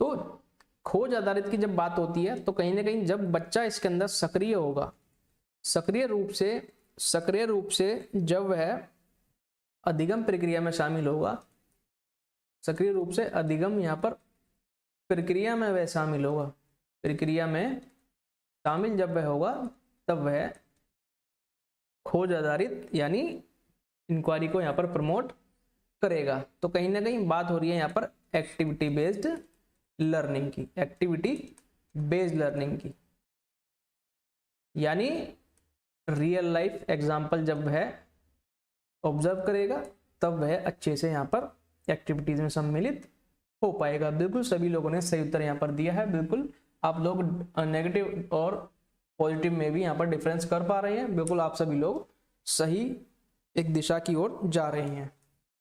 तो केवल और केवल एक्टिविटी बेस्ड इसका यहाँ पर सही से दृष्टिकोण को दर्शाती है। लेक्चर नहीं होगा, डिक्टेशन नहीं होगा, टेक्स्ट बुक सेंटर भी नहीं होगा। क्वेश्चन नंबर यहाँ पर 49 आ चुका है। स्रोत आधारित अधिगम किसके लिए उपयोगी है? Source based learning is useful for, A कह रहा है ज्योग्राफी ओनली, भूगोल हो जाएगा आपका, बी कह रहा है इतिहास, सी कह रहा है सिविक्स यानी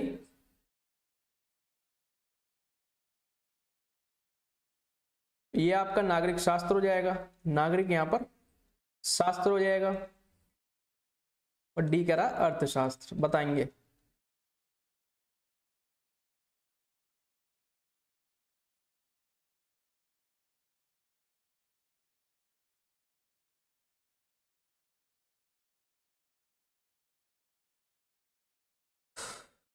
तो स्रोत आधारित शिक्षण आपका किसके लिए उपयोगी यहां पर हो जाता है? तो स्रोत आपको मेनली कहां पर देखने को मिलते हैं?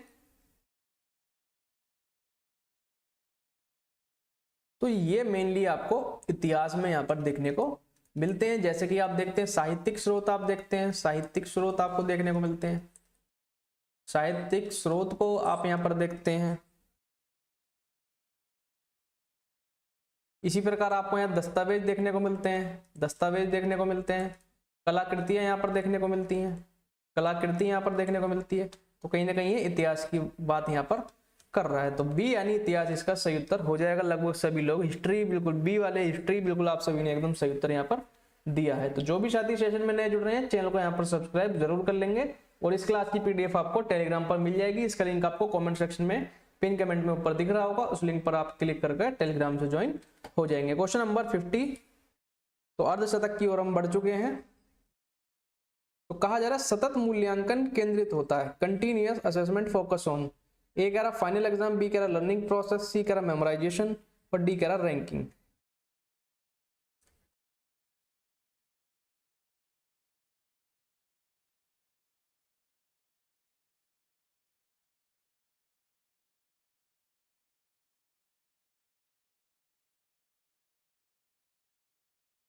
बताएंगे जी, बिल्कुल 49 का यहाँ पर बी हो जाएगा। और इस क्लास का समय मैं आप सभी को बता दूं, एसएसटी की जो क्लास है इसका समय आपका रोजाना शाम 7 बजे लाइव सेशन होता है। मंडे टू सैटरडे ये सेशन लाइव होता है, तो आप लाइव जुड़ सकते हैं, लाइव आप जुड़ सकते हैं मंडे टू सैटरडे।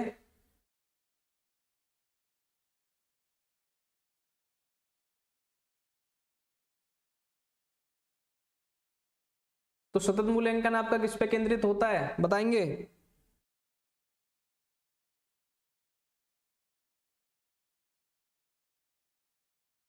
तो जब सतत मूल्यांकन की बात होती है, कंटिन्यूअस असेसमेंट की बात होती है, तो यह आपका अंतिम परिणाम की बजाय अंतिम परिणाम पर ना होकर, अंतिम परिणाम पर ना होकर यह आपकी किसकी बात करता है? तो ये आपके अधिगम परिणाम की बात करता है। अधिगम यहाँ पर परिणाम की यह बात यहाँ पर करता है, यानी अधिगम प्रक्रिया की बात यहाँ पर हो रही है। ना ही फाइनल एग्जाम की बात करता, नहीं याद रखने की बात करता, ना ही रैंकिंग की बात ये करता। ये बात करता है केवल और केवल लर्निंग प्रोसेस की।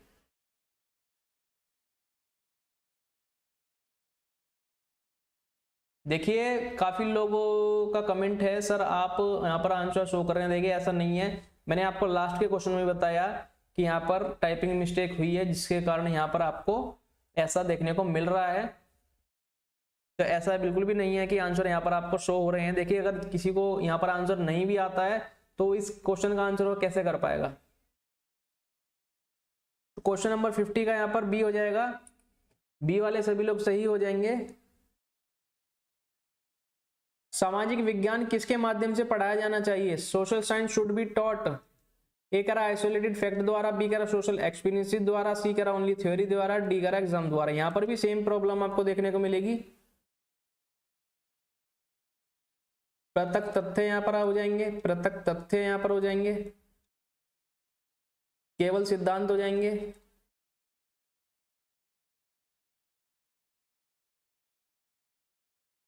परीक्षा यहाँ पर हो जाएगी।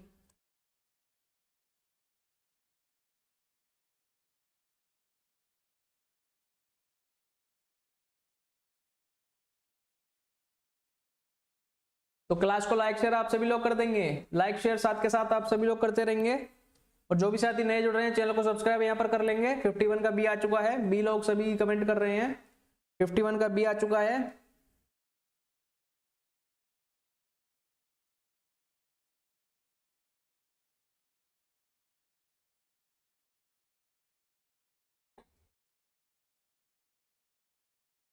तो बात हो रही है सामाजिक विज्ञान किसके माध्यम से पढ़ाया जाए? क्या तथ्यों के माध्यम से अच्छे से पढ़ाया जा सकता है?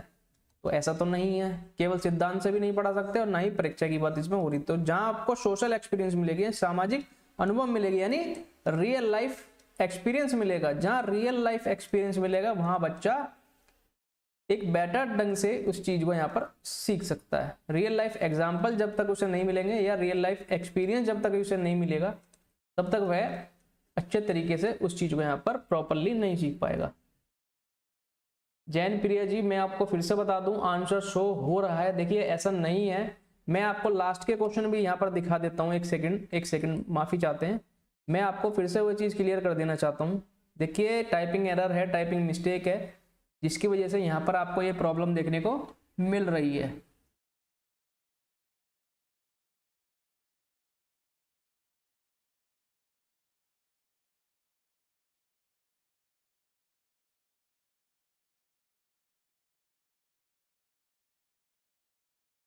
देखिए समय का अभाव है, फिलहाल हम क्लास पर कंटिन्यू करते हैं। अगर इस चीज में हम लगे तो बहुत समय यहाँ पर हमारा खराब हो जाएगा। तो फिलहाल क्वेश्चन की ओर बढ़ते हैं। Question number 52। देखिए ऐसा नहीं है, फिर से आप वही चीज बोलेंगे तो मैं यहाँ पर इस बार ये लीजिए, मैं यहाँ से सारे ऑप्शन ही कट कर देता हूं। अब आप बताइए आंसर। देखिए आप लोग खुद से इतने समझदार हैं, चीजों को आप समझने का प्रयास यहाँ पर कर सकते हैं। रचना जी का बी आ चुका है, नैना जी बी कमेंट कर रही हैं। तो रचनावाद किस पर बल देता है? कंस्ट्रक्टिव एम्फसाइज बताएंगे।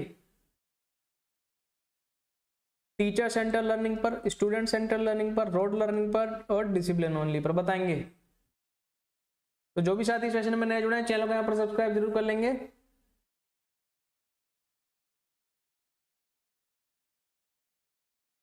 तो जब बात आती है रचनावाद की, तो रचनावाद किस पर आधारित हो? तो ये आपका अनुभव पर आधारित होता है, अनुभव पर आधारित होता है और साथ ही चिंतन के माध्यम से यहाँ पर वास्तविक दुनिया से वह अपने ज्ञान का निर्माण करता है। चिंतन के यहाँ पर माध्यम से वह अपने ज्ञान का निर्माण करता है, यानी कहीं ना कहीं ये बात हो रही है किसकी? तो ये बात हो रही है स्टूडेंट सेंटर लर्निंग की, यानी बी ऑप्शन की बात यहाँ पर हो रही है। तो विद्यार्थी कहाँ अनुभव करेगा, कहाँ चिंतन करेगा? वह कहीं ना कहीं बी ऑप्शन इसको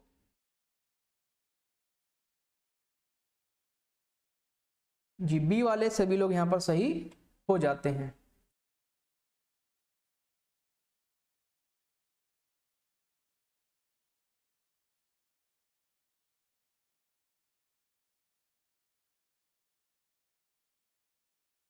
बताएंगे।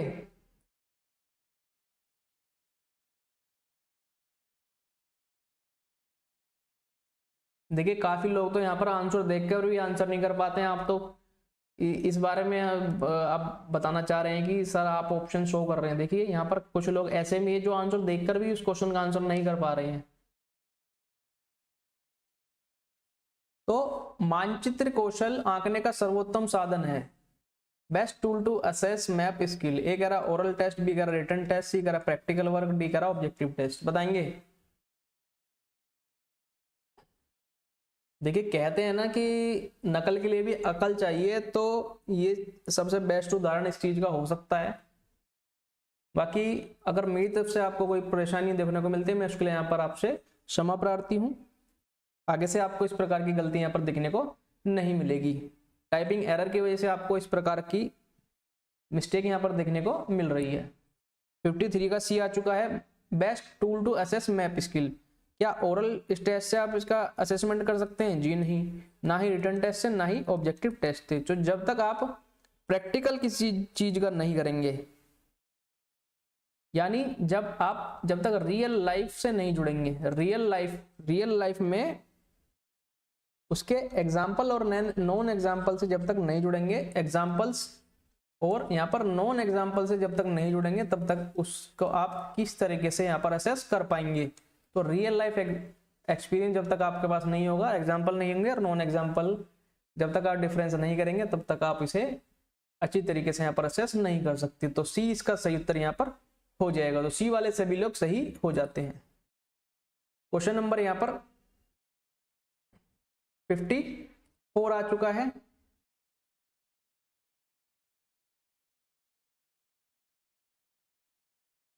बताएंगे। तो इतिहास शिक्षण से क्या विकसित होना चाहिए? तो बेहद ही आसान प्रश्न, उम्मीद करते हैं इस क्वेश्चन का आंसर आप सभी लोग दे पाएंगे। जी बिल्कुल, प्रैक्टिकल वर्क रियल लाइफ से ऐड करके, बिल्कुल जी। जागृति जी का ए आ चुका है, बिल्कुल आप सभी ने एकदम शानदार उत्तर यहां पर दिया है। तो इतिहास शिक्षण से क्या विकसित होना चाहिए? Teaching history should develop. A कह रहा नेशनलिज्म ओनली, बी कह रहा क्रोनोलॉजी सेंस, सी कह रहा फियर और डी कह रहा बायस। फियर यानी डर हो जाएगा आपका, बायस यानी आपका क्या हो जाएगा? तो ये आपका पूर्वाग्रह की बात करता है, पूर्वाग्रह की ये बात करता है। क्रोनोलॉजिकल सेंस आपकी किसकी बात करता है? काल क्रमिक विभाजन की ये बात करता है। और नेशनलिज्म यानी केवल राष्ट्रवाद की ये बात करता है। तो जब बात होती है इतिहास शिक्षण से क्या विकसित होना चाहिए, क्या राष्ट्रवाद इससे विकसित होगा? जी नहीं। क्या डर इससे विकसित होगा? जी नहीं। पूर्वाग्रह इससे विकसित नहीं होते। यहाँ पर केवल केवल काल क्रमिक विभाजन यानी काल के अनुसार यहाँ पर आपको विभाजन देखने को मिलता है, टाइम लाइन आपको देखने को मिलती है, किस वर्ष आपका कौन से यहाँ पर टाइम, किस टाइम पर कौन से यहाँ पर चीजें देखने को मिलती हैं, टाइम लाइन यहाँ पर देखने को मिलती है। तो बी इसको सबसे अच्छे तरीके से यहाँ पर डिफाइन कर रहा है, तो सभी लोगों ने बी ऑप्शन इसका उत्तर यहाँ पर दिया है। क्वेश्चन नंबर 55 आ चुका है। तो क्वेश्चन अभी आपके 4 से 5 क्वेश्चन और बचे हैं, तो सेशन में लास्ट तक बने रहें। तो वाद विवाद विधि विकसित करती है, डिबेट मेथड डेवलप्स। ए कह रहा मेमोरी स्मृति, बी कह रहा कम्युनिकेशन एंड रीजनिंग तर्क क्षमता, सी कह रहा राइटिंग स्पीड, लिखने की गति, लिखने की यहाँ पर गति हो जाएगा, सी कह रहा डिसिप्लिन यानी अनुशासन। देखिए काफी लोग फिर से कमेंट करेंगे सर आप ऑप्शन शो कर रहे हैं, देखिए ऐसा नहीं है, टाइपिंग मिस्टेक है जिसके कारण हमें यहाँ पर प्रॉब्लम, हमें खुद से प्रॉब्लम देखने को मिल रही है। तो बात हो रही है वाद विवाद विकसित करती है, क्या स्मृति को विकसित करेगी? तो कहीं से कहीं तक भी ये इसकी बात नहीं करती है। लिखने की गति से आपका क्या डेवलप होगा? आपकी राइटिंग स्किल डेवलप होंगी लिखने की स्पीड से, तो ये भी नहीं होगा। डिसिप्लिन अनुशासन का वाद विवाद विधि से आपका किसी प्रकार का तात्पर्य नहीं होता, तो ये भी नहीं होगा। यहाँ पर बात हो रही है कम्युनिकेशन एंड रीजनिंग यानी तर्क क्षमता आपकी यहाँ पर विकसित होगी। जब आप डिबेट करेंगे यानी कम्युनिकेशन करेंगे, संचार माध्यम से आपका क्या विकसित होगा? तो कहीं ना कहीं आपको तर्क क्षमता आपकी विकसित होगी। तो बी इसका सही उत्तर यहां पर हो जाएगा। क्वेश्चन नंबर 56 आ चुका है। तो कहा जा रहा है नागरिक शास्त्र शिक्षण का लक्ष्य है, टीचिंग सिविक्स एम्स एट। ए कह रहा ओबीडियंस आज्ञाकारिता, बी कह रहा एक्टिव सिटीजनशिप सक्रिय नागरिकता, सी कह रहा अथॉरिटी प्राधिकरण, डी कह रहा मेमोराइजेशन यानी याद रखना, याद यहां पर रखना।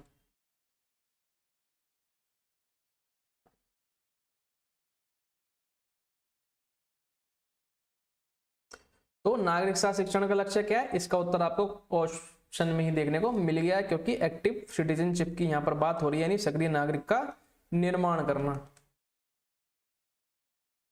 तो बी इसका सही उत्तर यहां पर हो जाएगा। Question number 57।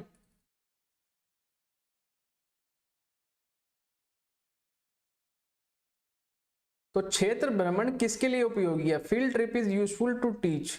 ए कह रहा एब्स्ट्रैक्ट कॉन्सेप्ट, बी कह रहा प्रैक्टिकल नॉलेज, सी कह रहा रोड लर्निंग, डी कह रहा एग्जाम।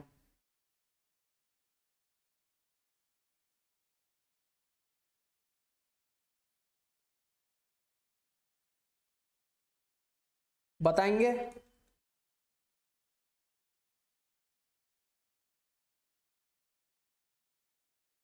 तो जब बात आती है फील्ड ट्रिप की, तो फील्ड ट्रिप में जब आप करते हैं तो आप रियल लाइफ एग्जाम्पल की ओर जाते हैं।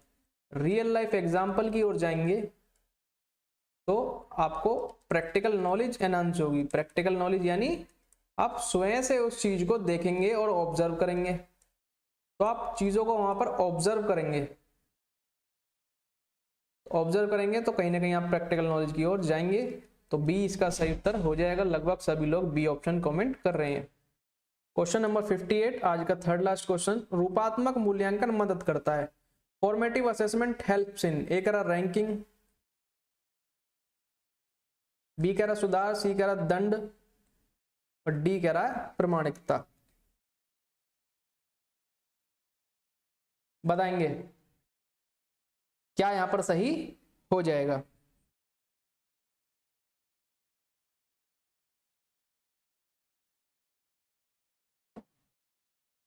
तो जब बात आती है फॉर्मेटिव असेसमेंट की, तो फॉर्मेटिव असेसमेंट आपका किस लिए यूज किया जाता है?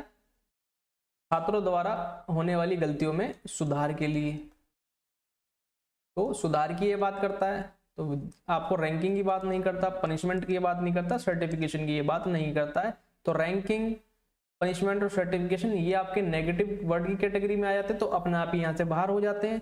केवल और केवल फीडबैक और इंप्रूवमेंट की बात यहाँ पर हो रही है। तो फीडबैक और इंप्रूवमेंट आपको किसी में देखने को मिलता है, केवल और केवल फॉर्मेटिव असेसमेंट इसकी यहाँ पर बात करता है। तो बी यहाँ पर सही हो जाएगा। लगभग सभी लोग बी ऑप्शन यहाँ पर ऑप्ट कर रहे हैं, तो सभी लोग सही हो जाते हैं।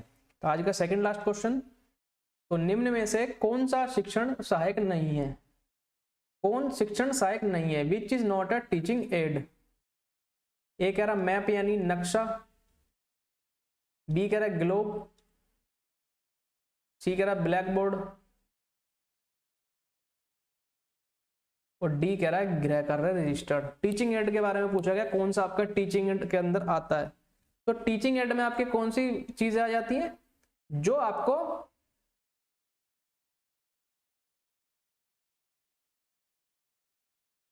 रियल लाइफ एग्जाम्पल दिखाती हैं। रियल लाइफ एग्जाम्पल जिसमें आपको दिखाया जाता है, तो रियल लाइफ एग्जाम्पल आपके कौन से हो जाते हैं? तो आपका नक्शा रियल लाइफ हो जाता है, ग्लोब रियल लाइफ हो जाता है, ब्लैक बोर्ड भी रियल लाइफ हो जाता है। यहाँ पर बात हो रही है कौन सा नहीं है। फिर से क्वेश्चन को पढ़ेंगे, काफी लोग यहाँ पर ऑप्शन गलत कर रहे हैं। मैं आपसे एक ही बार चीज यही बोलता हूँ कि आप लोग क्वेश्चन को ध्यान से नहीं पढ़ते हैं, और यही रीजन है 7 से 8% रिजल्ट का। 7 से 8% रिजल्ट आपको हर साल देखने को जो मिल रहा है, उसका यही रीजन है आपका क्वेश्चन को ध्यान से नहीं पढ़ पाना। तो आपसे पूछा निम्न में से कौन शिक्षण सहायक नहीं है? ये तीनों आपके शिक्षण सहायक है। होमवर्क रजिस्टर आपका शिक्षण सहायक के अंतर्गत नहीं आता, तो डी यहाँ पर बाहर हो जाएगा। क्वेश्चन को ध्यान से पढ़ने का प्रयास करें। और आप सभी को बता दूं, अगर आप सेशन में नए जुड़े हैं तो यह क्लास रोजाना यहाँ